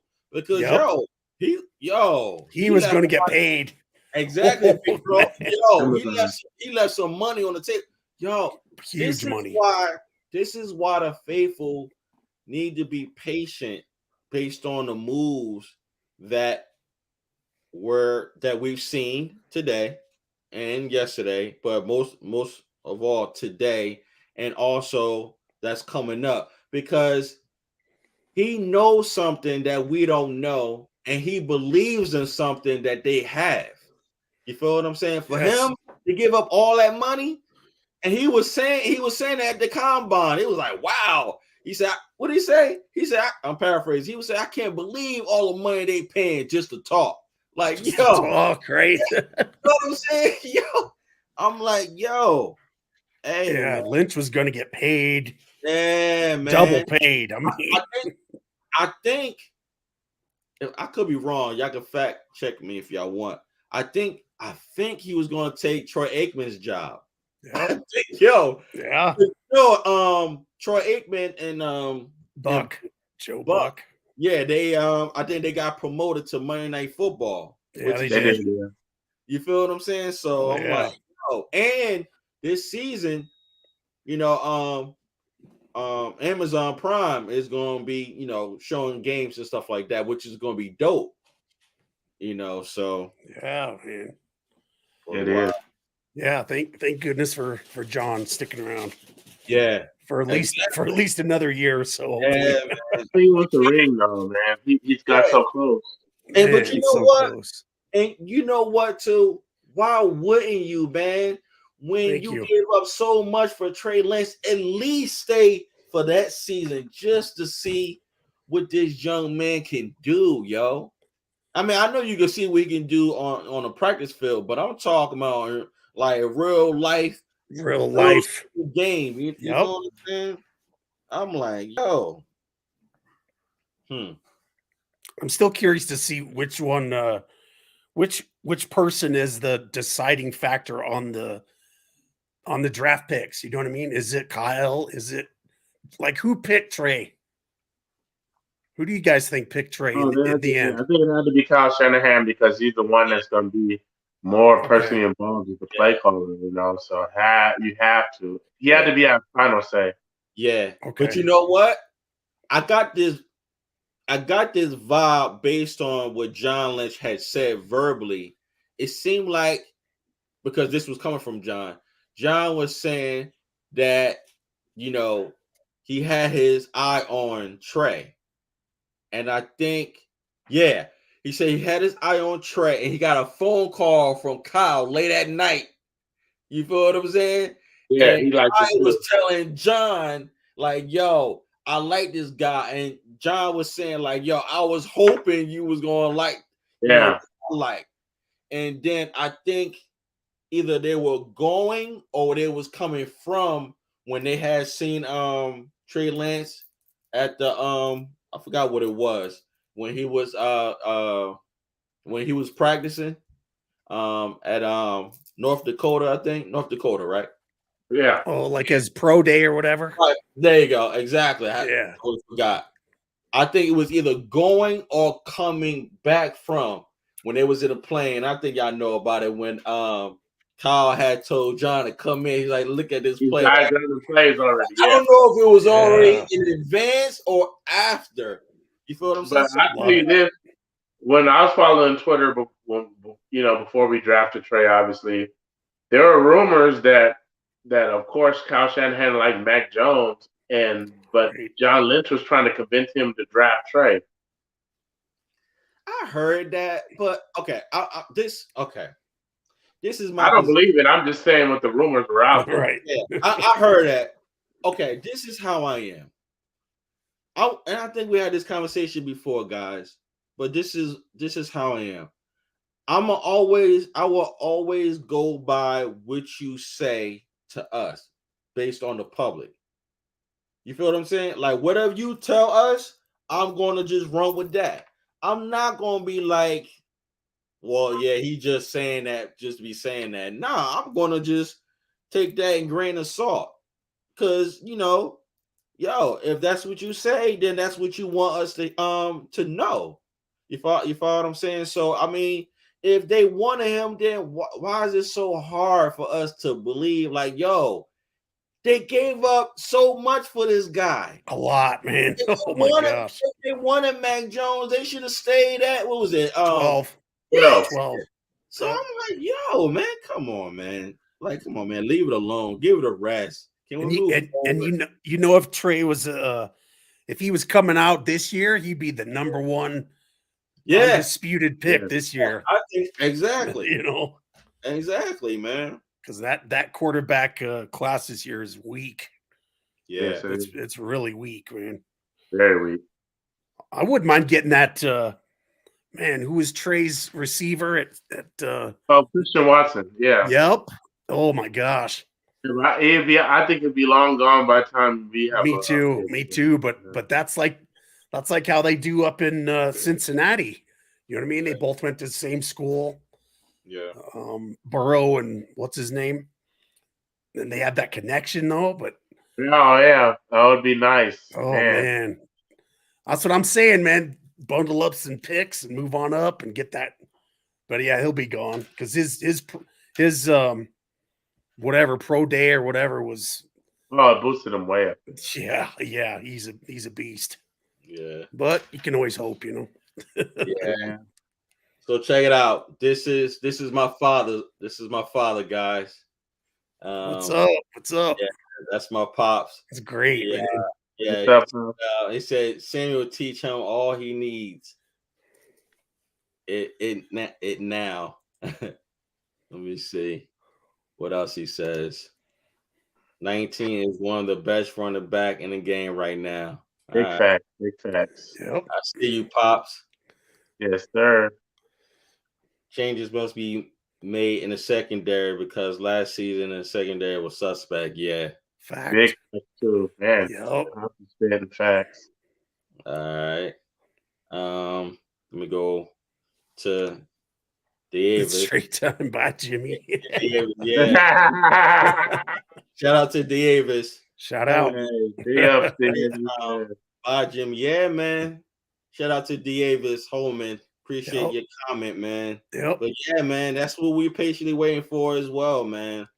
We're patiently waiting for, Trey, high expectations, and we definitely respectfully waiting for Jimmy to go bye-bye. But hey, it is what it is. Like I said earlier, I guess we gotta wait for Watson to make up his mind where he gonna go. And then we go further with that. I just feel like the market is suppressed for Jimmy. I just feel like because even Carson Wentz, the Commanders was seen as the biggest team going into this for Jimmy G. And even they said, nah, you know what? We got this guy. That's a bust. That's a bust. It'll be his second team in 2 years.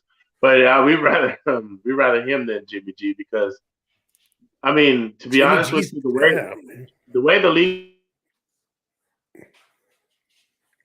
You froze. What happened? You froze, Jizzle. There you go. You said way the league. You had froze, bro. Yeah. I saw that. I feel like everybody wants a quarterback that can make off script plays and not just be a statue in the pocket. And that's Thank you. Yeah. Jimmy's got that rep, man. Like, golly. Get rid of the ball, throw it out of bounds, do something. You know what I'm saying? Jimmy Oh, G says, "Damn, goodbye. See you later." Yes, please. Oh my God. Yeah, that's my father. And yo, real talk, y'all gonna meet my pops when we come out there on the West Coast, man. United fan too, huh? Yes. let's go, Yeah, man. Hey, yes, Yo, sir. he's one of the reasons why. You know what I'm saying? Jerry Rice and then my pops. My pop, yo, man. What? Hey, that's Love it. what's up, man. Yeah, man. Let me see what else he say. I like his avatar. He's like holding like a trophy thing or Yeah, something. That's Yeah. love that. Shout out to Pops. They Yes. might not treat him until his arm is healed. Remember, I was saying that? I'm telling you, yo, these teams are in no rush to pick up Jimmy G, man. The guy just had a Breast successful surgery. Yep. right. And I'm like, yo, it's gonna take some time, yo. It's gonna take some time, but you know, That might be the other red flag. Like he's a statue, and two, he just got surgery. right. Nah. So let's put The him on our red flag team. is he's Yeah. here. He is him. Yeah, That's a big red flag. Yes. He's Jimmy G. yeah. Ugh. Davis said Cap is Cap Cap over is better than Cam. Cam.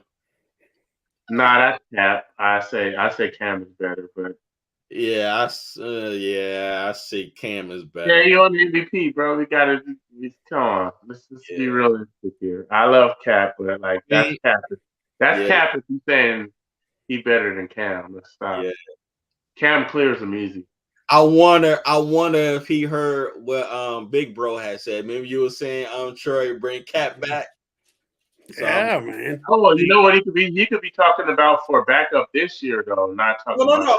Yeah, I agree. Yeah. I agree. But I'm just thinking about what Troy had said earlier because he surprised me when he said that because I was watching the videos of Cap, working on his game. You Yep. feel what I'm saying? Yeah. Yeah. I would like for him to come back, but I don't think nobody's gonna pick him up, man.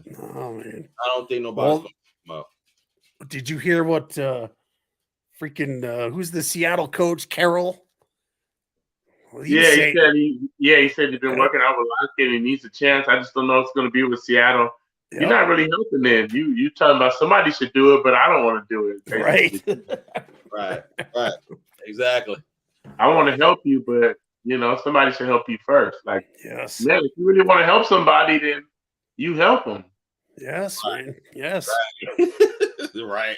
So now that's why, and it comes from my hatred of the Seahawks, but Ugh. Russell Wilson and Pete Carroll both came across as just extremely fake, just ungenuine. Like, you know what I mean? Thank you.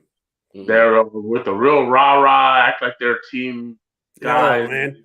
But Yeah, they're well, really I'm sorry. I'm out here in Wyoming, which is I'm like 90 minutes from Denver, right? right. Oh my gosh. All I hear, I mean, I don't listen to too much news or whatever, but Russell Wilson is the next like Jesus out Savior. here. It's Oh, I'm like, you guys have no idea. I mean, yeah, he's good, whatever, but you have no idea what he's about. You know what I'm saying? Like he loves himself himself. He Yeah. loves himself. And they're like, oh man, this is going to be Peyton part 2 and give us the ring right now. I'm like, all right, I know. you'll see. You'll see. Bro, I feel what you're saying. Along with that, big bro, yo, with his leadership on the field, yo, they're gonna be serious. Yeah. And I see what they're doing based on their competition, really for Kansas City. Oh yeah. And the Chargers. And the Chargers. The Chargers are right there with the moves they made, getting Khalil Mack and J.C. Jackson. That's true. Yo, they are exciting to watch. Yes. But the main goal for them to get over that hump is Kansas City. But no, you're right though, Jizzle. But the Chargers, they're exciting to watch. Being that they picked up Khalil Mack and J.C. Jackson. Yeah, right. But it's gonna take some time for them to gel based on they need more experience. But being that you got Kansas City, and you got Denver, you got Russell leading up on the field. Yo, man. So I hope not. I know. I was just thinking, yo, big bro. I can't stand Denver, man. Get some earplugs, man. Get ready. Cause you're gonna hear an earful, man, being that you out there. Oh, it's sick. I think the whole division's tough. I think they're fastly becoming the toughest division in football, the AFC West. It's just crazy. Justin Herbert, you got Mahomes, you got Derek Carr. I mean, it's crazy like right now. Yeah, the whole AFC is crazy. Right back. The freaking Bills. Are you kidding me? The Bills, man. It's like the Bills are loading up too. It's like you don't want to go to the AFC. That's what I was telling somebody when the whole Aaron Rodgers thing was going on. I was like, he ain't gonna want to go to the AFC because it's loaded. You got to make the playoffs. Yeah, you got the Bengals. They just were in the Super Bowl. I mean, right. I mean, yeah, I wouldn't want to be. Every team in the AFC West, you have the Bills, you have the Patriots. That's right. Patriot, yes. The Browns are still going to be good. And then Miami's doing their thing with all our players, right? Yeah, Miami's doing their thing. Steelers. So, yeah, it's a gauntlet over there. Ravens are going to have a comeback year. We know that. Absolutely. Yes. Playing again. So yeah, they'll all just eliminate each other and.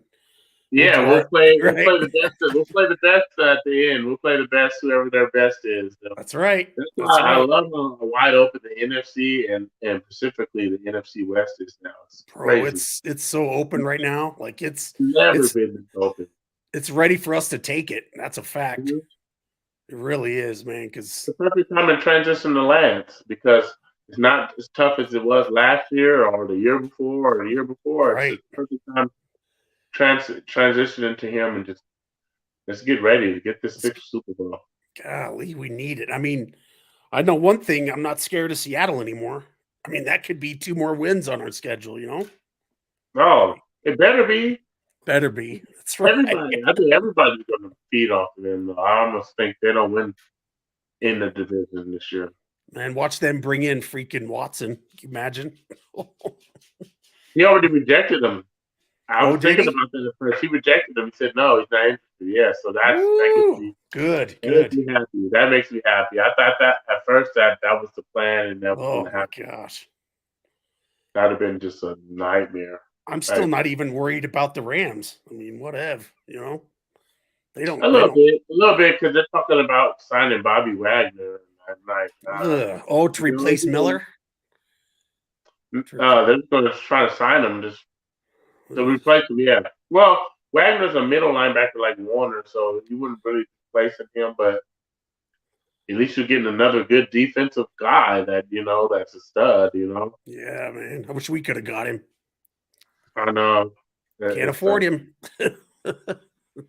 We got so many guys we got to keep. Bosa and Debo. Yeah. Oh, yeah. Yes. Yeah.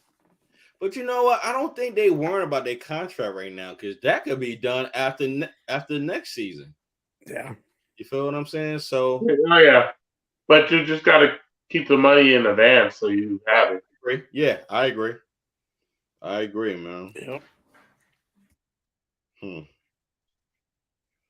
Wow. Still no breaking news on anything. I haven't got it. I'm shocked because I thought this is the last day that, deadline day. Let's hope we can keep our guys down that we. Yes, please. Yo, I would like to have Trent Sherfield back. Is he a free agent too? Yeah. That's what I'm looking at. Wow. Exactly, man. I'm looking at all the names so far. They're saying there's 24 that's available that are free agents. Dang, that's a lot. Exactly.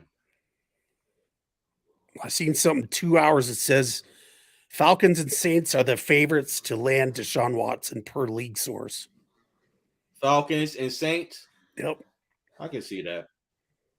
So that was 2 hours ago. So oh yeah, the guy's name is the former Jet Scout that got hired by Grant Cohn. His name is Daniel Kelly. So if you guys want to look him up, he's the Trey hater.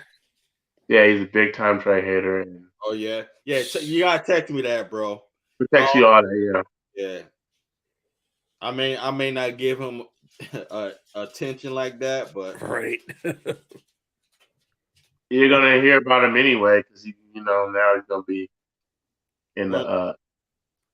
one thing about me, I keep the door closed with negativity, man. Yes, you do, man. That's a fact. Yeah, I don't mess with all that, bro. You can have that.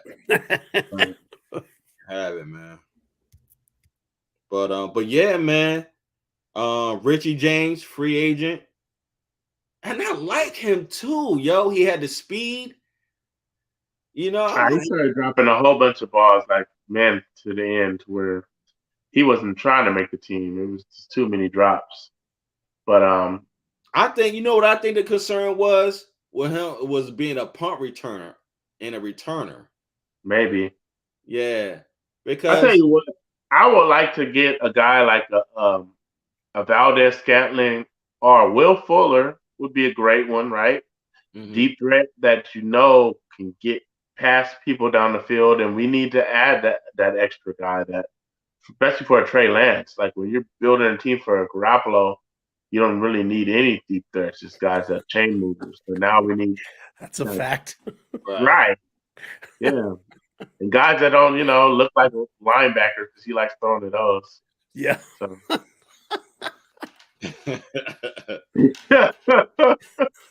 So yo, so facts, man. Yo, listen, I would definitely like to bring Sherfield back for special teams, also too. And I don't know, him and Trey, they had that chemistry. Yes. That's right. You know what I'm saying? Like it wasn't clicking. Just like BA wasn't clicking with Jimmy G and he wasn't in the doghouse, in my humble opinion. But it wasn't clicking with BA and Trent with Jimmy G. Nope. I mean, I would like to have Trent Sherfield back. I would too, because him and Gray had a real good chemistry. You can't even fake that, or replace that. With the draft, I can see Kyle and Anthony Lynn drafting a speedster, a wide receiver. Yes, that's what I want. Yeah, bro. That's what me and you both want, bro. Because I'm like, we need that. We got to stretch. That's right. Stretch the field. Mm-hmm. Yo, would y'all bring Ross Dwelly back? Not particularly, no. Mm-mm. Let me ask you this: do y'all think Dwelly is better than Warner, or Warner is better than Dwelly?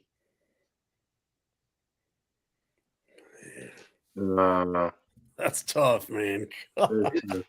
Let me tell you why y'all thinking. This is my humble opinion. Based on when they used him, I like Dwelly better because he's a little. To me, he looks like he's better as far as blocking on the run. You know what I'm saying? Yeah. Now his hands, I think his hands is better than Warner's. Okay. That's one thing that I will say. Grant Cohn, I give him an A+ on that. He recognized Dwelly's his guy. Yeah. Yeah, Dwelly, he's a great catcher. And I noticed, I think was it last year? Not last year. I keep thinking 2020. I think Dwelly had put more muscle on his body. You feel what I'm saying? Because of that, what I just said, him being a better blocker. You feel what I'm saying? But, the Warner guy was basically drafted as a blocker, and like now though, I think we're going to go to more of a. I don't really want to say a power scheme because there's going to be different formations. It's going to be like dictated by the personnel that the defense brings out. But I think with Trey, they're going to try to do, and I'm not saying I even agree with this. They're going to do a lot more power scheming, like power pistol. Mm-hmm. And so I think Charlie Warner is going to be more in play because they're going to be trying to like run the ball out of those formations, So, but then I just heard today that Austin Cooper's getting released, and remember we did pursue him before he went to the Browns. Yeah. Okay. Yeah. It could be a move there where we just get him and match him with Kittle, and I read that. Yeah, I read that, yo. I read that. Or maybe draft one, right? There's always the draft, I guess. But the only thing about drafting a tight end is tight ends, rookies rarely ever do anything. So it's like, yeah, that's true. You'll be drafting him for next year almost in a way. Yeah. Well, I'm gonna keep it real, man. I think Jason Verrett is coming back. You think so? Yeah, I think he's coming back. Because I don't. Okay, this just is my humble opinion. I think one of the reasons why he's coming back, because whatever he's going to ask for outside the 49ers is not what he's going to get. No. You follow what I'm saying? I agree. And I think what happened to him was a freak accident. It was a freak accident. He made a move and he hurt himself. Yeah, but that's what I'm saying by a free accident. Like, he didn't tackle anybody. He made a move and he tore his ACL. It was the second time he tore it though, so maybe the knee just ain't holding up to simple stuff. I'll sign him, but I wouldn't expect him to, maybe make it through the whole year. Just be a really good depth piece, knowing that when he plays, he has good coverage. Yeah.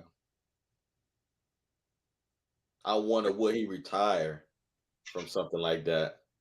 That's another good one too. I was thinking like that, yo. I don't know. You never know, because I haven't heard anything from him in a while.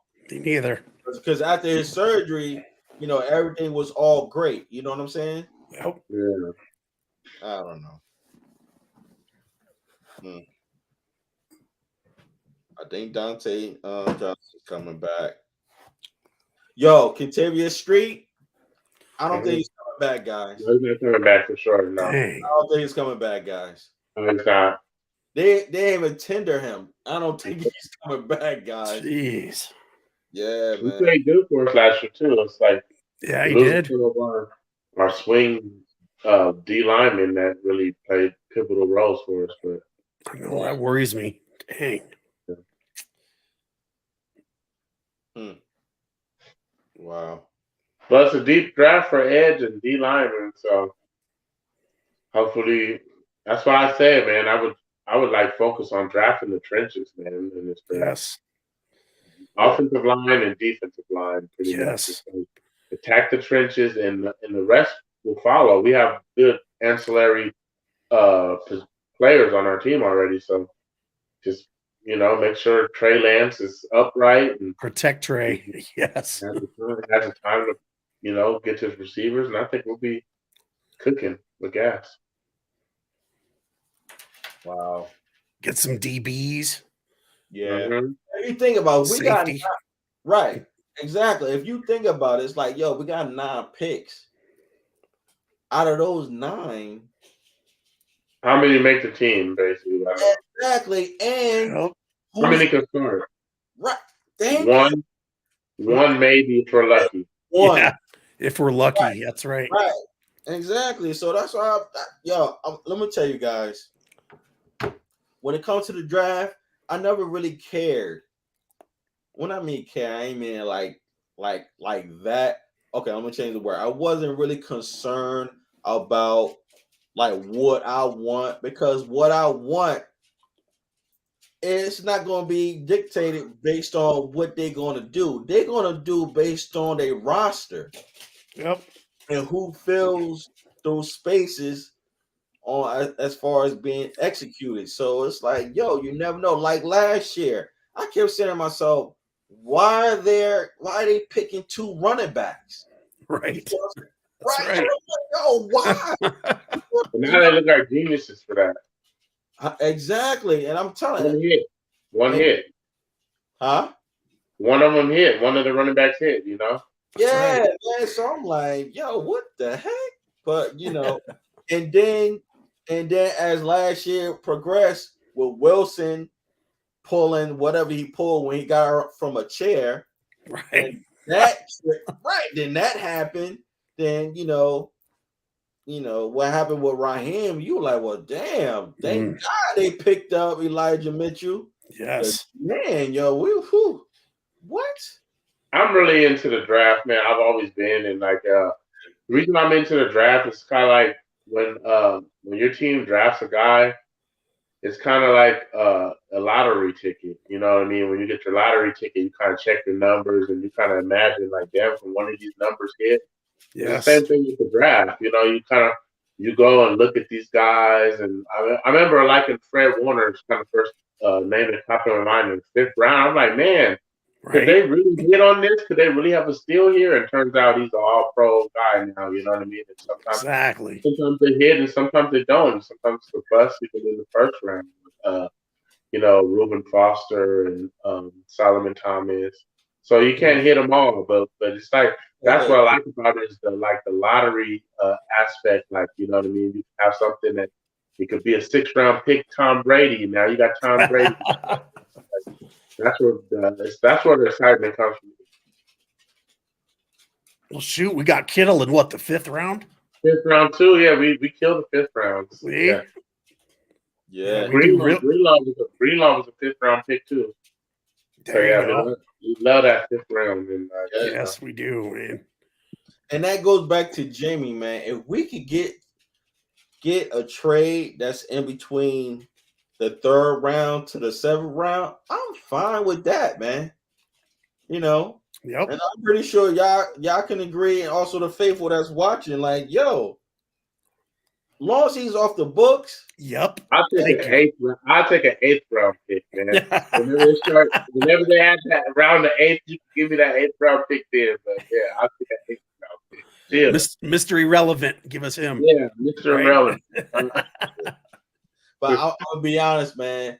When the Steelers picked Mitch Trubisky, I was kind of like, Because remember we was talking about a couple of shows ago, we was talking about Pittsburgh, and when Pittsburgh picked up Trubisky, I was like, yes. Like, yo, what they see in him? You know what I mean? No disrespect, but I was just like, okay. I was like, all right.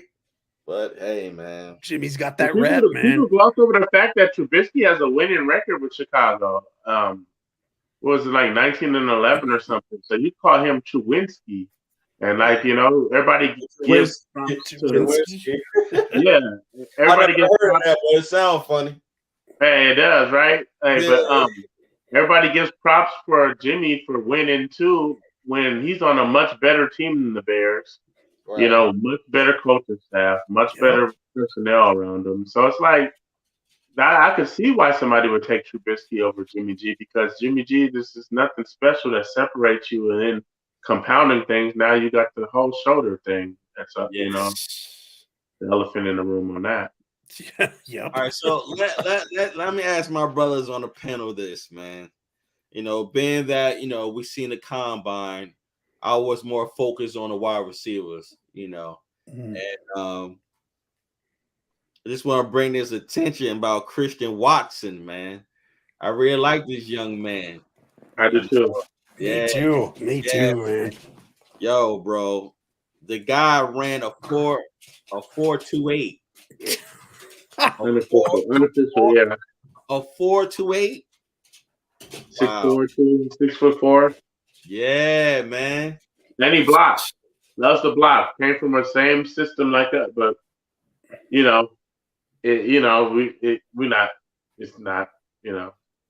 I would like to, if like Troy said, we could just package these things up and I'd be on board with it. I would be like, damn, move on up or whatever. I'd be like, man, well, you got your guy that you went to college with, and you guys got chemistry. That connection, yep. Now, I like him. I also like Alec Pierce from Cincinnati. Okay. He runs a 4.33. I think his height. I think he's 6'3". I think he's 6'2", 6'3", one of those. Yeah. Yeah, man. He's good. And Danny Gray. He also ran a 4.33. That's so fast, man. Dang. Yeah, man. Yo. I would love to get a speedster on the team, man. You know, like freaking Hill on the Chiefs. Man, that guy's fast. Exactly. You know what I mean? You just get him the ball, he's gone. Right. Trey needs a weapon like that. And if you pay attention to the cheaters, I call them the cheaters. Yeah, bad. Yo, when you pay attention to the cheaters, how they use Hill, they use him down low.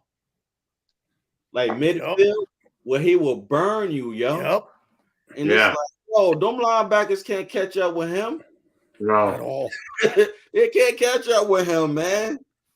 Especially when he go downfield and then he comes back. That's the thing. Yeah, and then he's gone. Yep. Yeah, man. Yeah, I need that, man. Yeah, I just had to say that because Big Bro had brought up Tyreek Hill. Yeah, we need weapons like that, man. Speedsters and speed kills, man. It's one thing that can't be taught. It can't be taught. It can't be bought. Thank you. But I'll tell you one thing. You know, Kyle, man. Kyle, he would see a player that we would never think of. You be like, yo, where did this person come from? That's why, yo, I'm telling you, man. That's why I don't worry, man. I do not worry, and that's why I don't be. You know, I'm a people person. I'm not a personality person. I always be like, yo, man, you know, don't get so focused on one person, and then you find out they got drafted by somebody else, and you be in awe. Me, I'm just like, yo, I just go with the process. You know, like, I mean, yeah. How many other teams right now would love to have Debo on their team? What? All of them. Every team. You know what I'm saying? Yeah, they was already. I mean, cut your Big Bro real quick. They was already trying to compare one player to Debo. You see? Right, here we go with this. So you're right about Kyle, man. I didn't know one thing about Debo coming out of college. I'm like, exactly, yo. Okay. Exactly. And now look at him. He's like he's about to get that bag, and he's like MVP status in my eyes. Yeah. I mean, he does everything. I do remember when they went to the Senior Bowl and Kyle Shanahan was coaching the Senior Bowl. And I remember one thing that let me know that they was going to get Debo. And it hit Twitter. It hit Twitter hard where they said, find you somebody. Somebody tweeted out, said, find somebody that looks at Debo the way Kyle Shanahan looks at him. Love that, man. Yes. And also too, I like and respect the friendship they got too, man. Yeah. Oh yeah, me too. I really do, man. Yeah, very thankful for Debo. Yeah. Lock him down, man. Please sign him for. He's one of the smartest players in the league. I think he just kind of figured out how Shanahan's offense is and how he can exploit things in it. And you even see it in the playoffs where he threw a touchdown pass. Mm. You know, he's a playmaker. Yeah. You know what I think? This is what I think. I could be right. I could be wrong. In the locker room, I don't think I'm gonna say this. I don't think the fan base, and I'm talking about George Kittle, being that some say, he wasn't used enough. Mm-hmm. And I'm pretty sure there's reasons why. But the point of me bringing up George Kittle, I think that George Kittle is not only a leader on the field, he's also a leader verbally behind the scenes. Because I see and I listen to when George Kittle talks. When he wears his T-shirt, when Debo does his thing, he wears his Debo shirts and he wears Elijah Mitchell's shirt like that. Like, I love that, man. That's why I think me and Jizzle was having this conversation that, these guys genuinely care and love each other. They care about each one's success. So my point of saying that, I think George Kittle inspired Debo. You know what I mean? Because I'm telling you, the first 2 seasons, Debo was doing his thing. But this past season, Shit. yo, Yep. Whole nother level, man. yeah, man. And it's not based on how they was using him. I'm just saying how he was physically running. Yeah. You know what I'm saying? You know how like no, I'm sorry, go ahead, bro. No, it's like the first part of the season, he was just dominating and receiving. He was leading the league in receiving, and then Elijah Mitchell gets hurt for a few games, and then he has to do both, and he still did it at both at the elite level. Yeah. Nothing. You won't see a receiver season like that.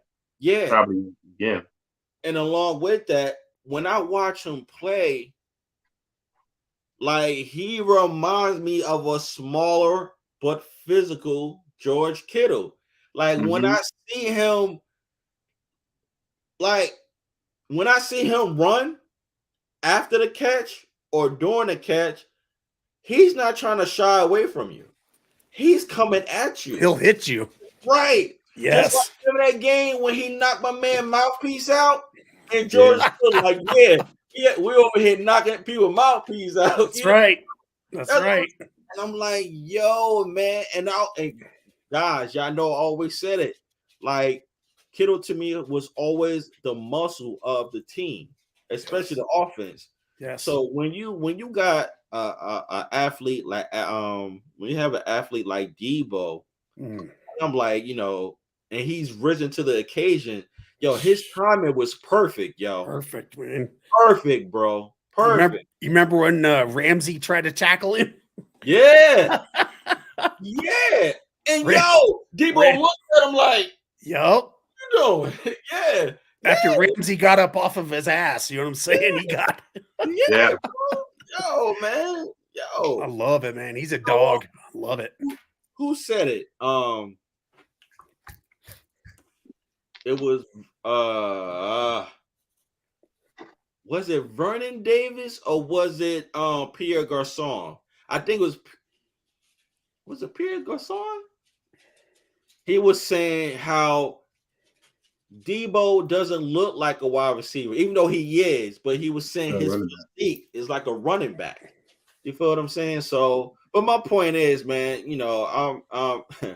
I have high expectations regarding Debo, especially BA.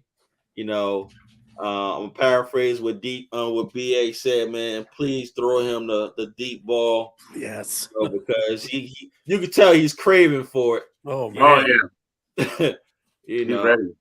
Matter of fact, what is his 40? Do y'all know? BA's? No, he never did a 40-yard. But Herm Edwards, who's his coach at Arizona State, says he knows he would have ran a 4.3, no problem. Really? But he never did it. Because he was actually injured during the combine where he was recovering over an injury, so he never ran the 40. Ah, okay.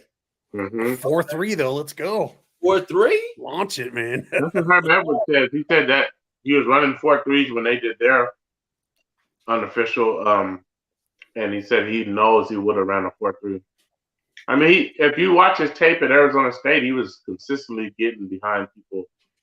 So it looked like it, but in the NFL, he doesn't have a quarterback that lets him challenge vertical routes, so we can't really kind of hard to judge, Yeah. That's right. Yeah. I think it all started in regards to Jimmy G. I think it all started with the mental setback. I don't think he was confident enough to throw it down the field since the Super Bowl, man. That got in his head for real, because that it absolutely was mental. Yeah, I didn't see him throw deep consistently at all this whole last season. And you want to know some irony is the guy that was guarding Emmanuel Sanders on that play is our guy, Shavir. Is our guy. Yeah, that's right. That's right. That's irony right there. That is so irony, man. Yeah. Wow. Yeah, he's one of us now, so it's all good. Yeah. Wow. Just real quick.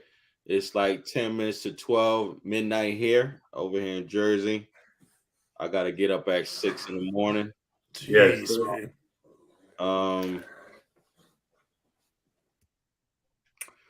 What's your final thoughts in regards to what transpired today with the moves that we agreed on and the moves that we disagreed on and what was devastating, what was not? What's your final thoughts?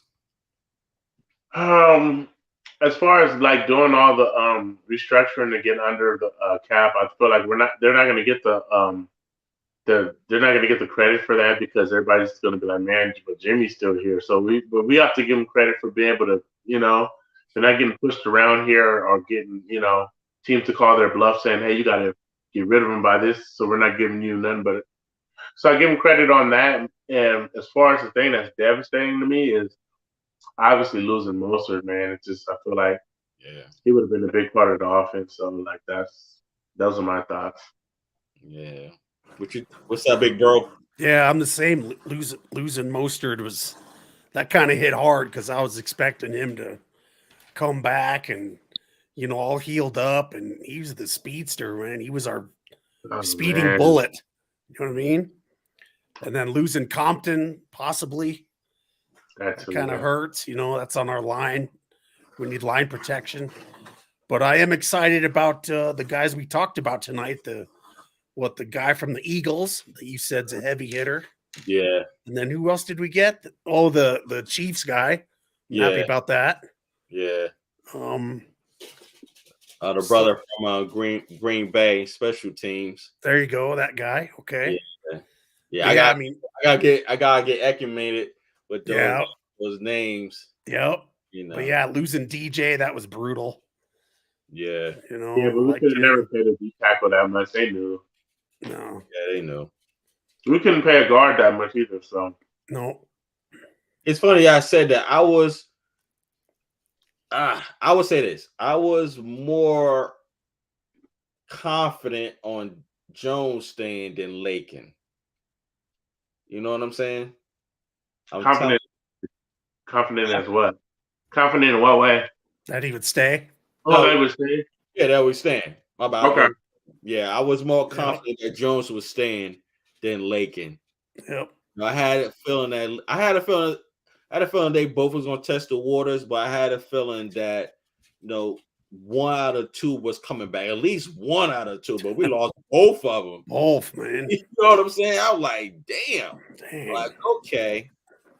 Because when we lost Lakin, I said, okay, that's expected. But when Jones left, I said, oh man. And the first thing I said to myself, I said, yo, even though I do vouch for him, hands down, and I'm saying it now, Javon Kinlaw, better step it up. He gotta step up, and I believe he's gonna step up because I read that he's been working with Bosa's trainer. There you go. Okay. Yeah, man. So, that's good. And if he is, I'm thinking that Kinlaw is also going to trim down to take that weight off that knee. And on top of that, they were saying that this surgery was the most successful surgery. You feel what I'm saying? That's great news, man. So I'm not worried about that, So, I just think that once Kinlaw like trims down, I think because I like that height in the middle with him and Armstead, or if we do resign Arden Key, have that height right in the middle. Yeah, knock the ball down, intercept it, whatever. Yep. You're in my head, bro. Yes. Because I was saying myself, I don't think our defensive line deflects balls enough. Pause. Deflects passes enough at the scrimmage. And I'm like, yo, they need to get better at that. Yeah. You know what I'm saying? Yep. Get taller. That's right. Right, because they're right in the middle. They got the height. Yes. And please do not move Armstead. He's better in the middle. Thank you. You follow what I'm saying? Yes, man. So, but I agree with both of you. I think all three of us hit the nail on the head. Like when Troy has sent me the breakthroughs of Raheem, that one really threw me off because I was over here getting ready for our show. When you sent me that, Troy, I was like, oh man. Yeah, that hurt.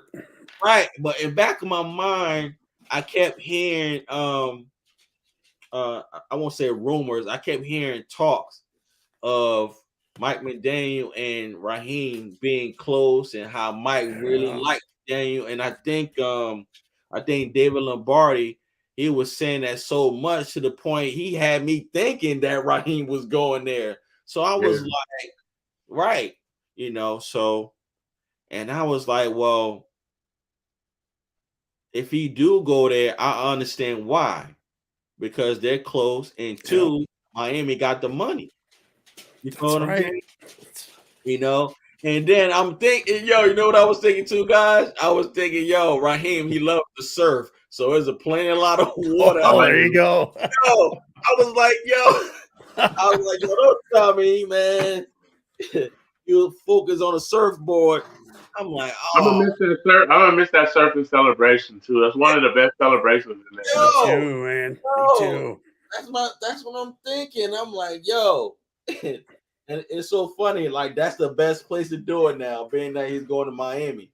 Right. Yeah, they signed him for 1 year for $3 million.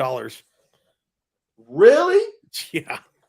We could have did that. Why can't we do that, man? Why couldn't we have done that? Why? Dang. Brutal.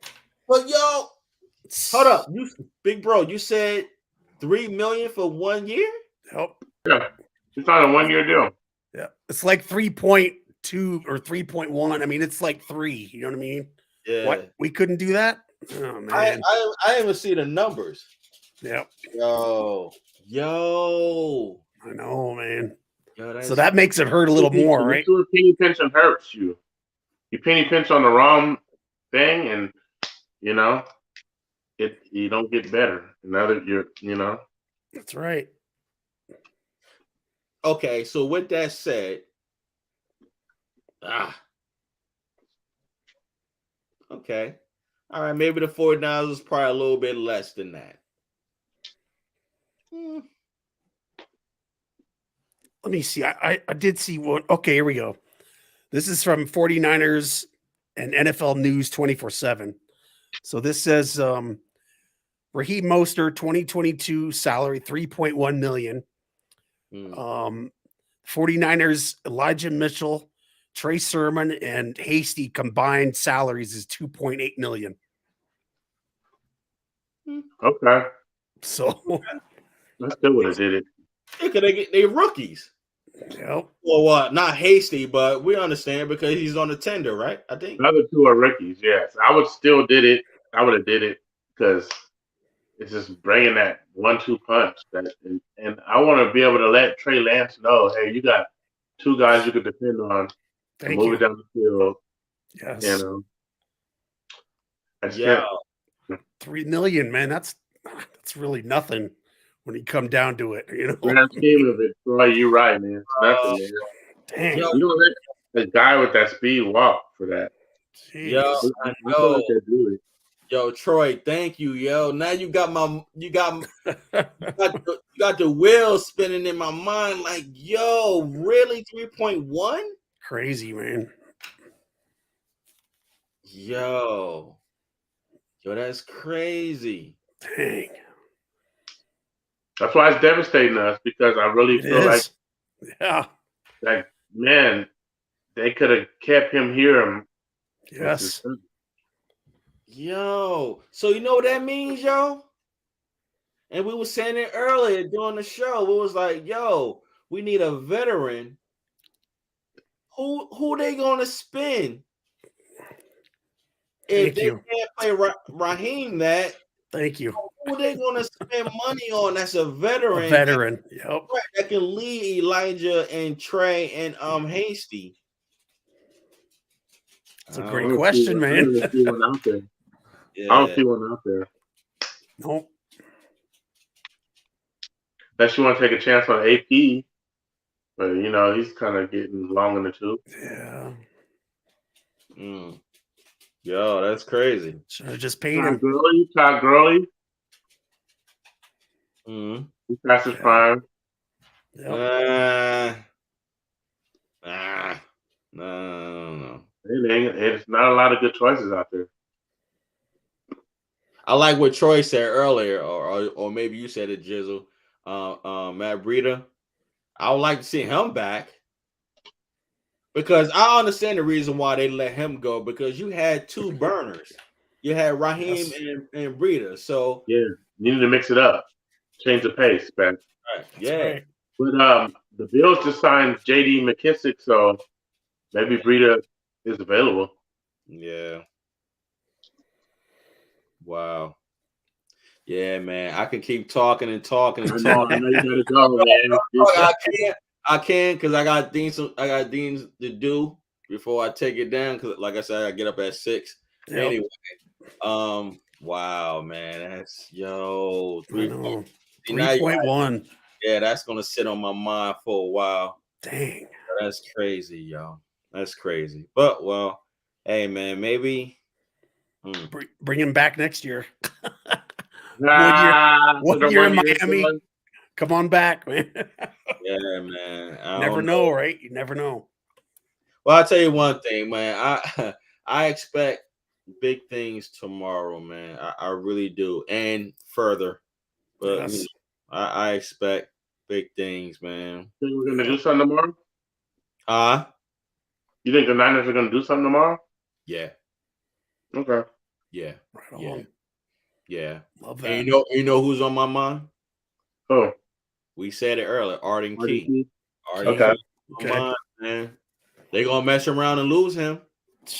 Man, I hope not, man. This would be a nightmare if you lose all these guys. They gonna mess around and lose him, man. Yeah, man. Golly, too many losses. Yeah, man. Losing too many key players, man. Right. He was a big difference on our line too. So, you know, especially when you could not cover Jones. At least try to bring Arden Key. Thank you. You know, they can't depend on all these draft picks to step up, and because you never know what we're getting in the draft. Yeah, like Jizzle said, it's a freaking lottery, man. Yeah. I mean, if you told me during the season or even after the season ended that we lose DJ Jones, Laken Thomas, damn, Arden Key, and Mostert, I'd be like, that's a nightmare offseason. You know what I mean? Like, just without anything, other context, is crazy to think. Like, that's facts, man. It's a nightmare. Jeez. Yeah, but I think we're gonna make some moves, man. I think we're gonna make some moves. But we'll see, man. We'll see. Wish we could afford Wagner, but just keep him off the Rams. I'm gonna be honest with you, big bro. I like him, but I ain't want him though. Okay. Yeah, we don't need a linebacker. I ain't want. Okay. I was good with Alshire and Flanagan Foles. I was good with them and Greenlaw. You know what I mean? But and again, that's another one. We were talking about Greenlaw earlier. I would like to keep him. You know, keep that core going. Yes.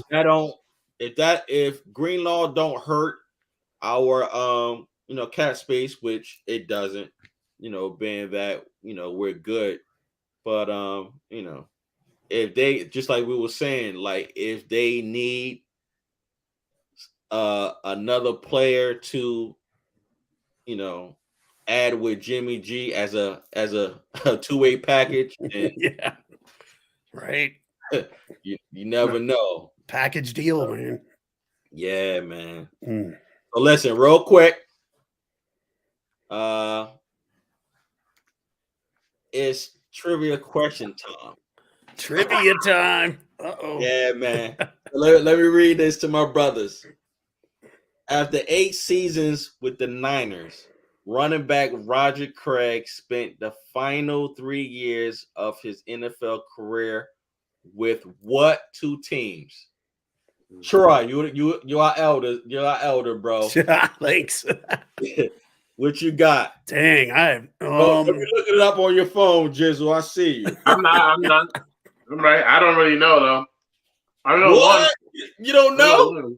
I know one. No, when I know one also, but when I seen the second one, I was like, wow, I forgot all about that. It's 2 teams, Troy. Is it like Raiders and Jets or something like that? All right, is that your Am I final? way off? Probably. I don't know. Is that your final? Yeah, that's final. All right. What's up, Jizzle? What's up, bro? I'm going Raiders and Eagles. Okay. Troy, you're right with the Raiders. Okay.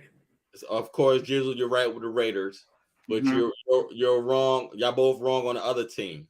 Y'all want to guess one more before I tell you the other team was?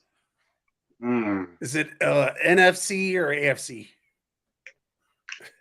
Back then, you never know. They twist the teams around, so you never know. That's true. I'll give you that, big bro. NFC. It's an NFC team. Dang. I don't Vikings. know. I'm gonna say the Vikings. Okay. That's Jizzle, what you got? I'll go Giants. I don't even know. You go to Giants? Yeah. All right. Big bro, you're right. Whoa. It was the Raiders and the Vikings. The Vikings. Wow. Yeah, yo. Good job, Troy. Get it.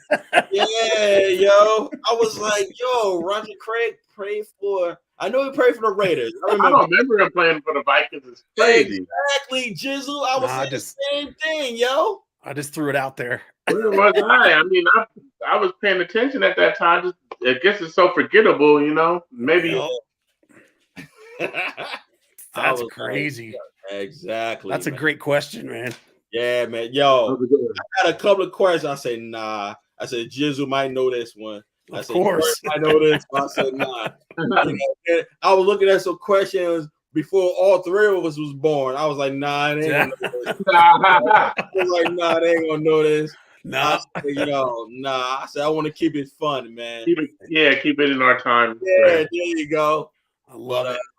But yeah, man, I appreciate you guys. Yeah, same. Yeah, man, we definitely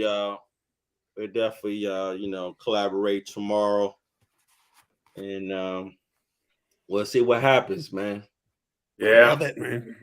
Hoping for the best and just seeing what happens. You know, we got to do something eventually, and I think they played it pretty good though. They didn't overpay for their own guys, and then they let the first wave didn't overpay for none of these guys. And I would have wanted Chandler Jones and all these guys. They're getting too much money for what? Yeah, and as they should, man. It's a business, guys. We know that. Oh yeah. Sometimes we talk so fast before we think. Sometimes. Yes. And, and I mean, it's a business. They understand the business more than we do, man. It's all about business, man. And honestly, gotta show respect to their agents. Their agents, they work to also get their percentage of that money also. So it's a business, man. It is what it is, So hey, man, get the bag and do what you got to do, man. But on that note, I got my notifications up, so if anything goes down, I'm gonna hook you guys. You know how I am. Yeah. Screen capture and boom, look what just happened. No doubt, man. No doubt. I'm on it. That's right. So on that note, God bless both of you, man. I appreciate you. Love you guys. Love you guys. To the faithful that watched us. Thank you. Still watching us. Thank you. Please hit the like button. Please hit the subscribe button. This is Always Faithful 24/7. My big bro Troy, my brother K Jizzle, representing the West Coast. Your boy, myself, Mark _Faithful. 87, represent Always Faithful 24/7. We out of here. We out.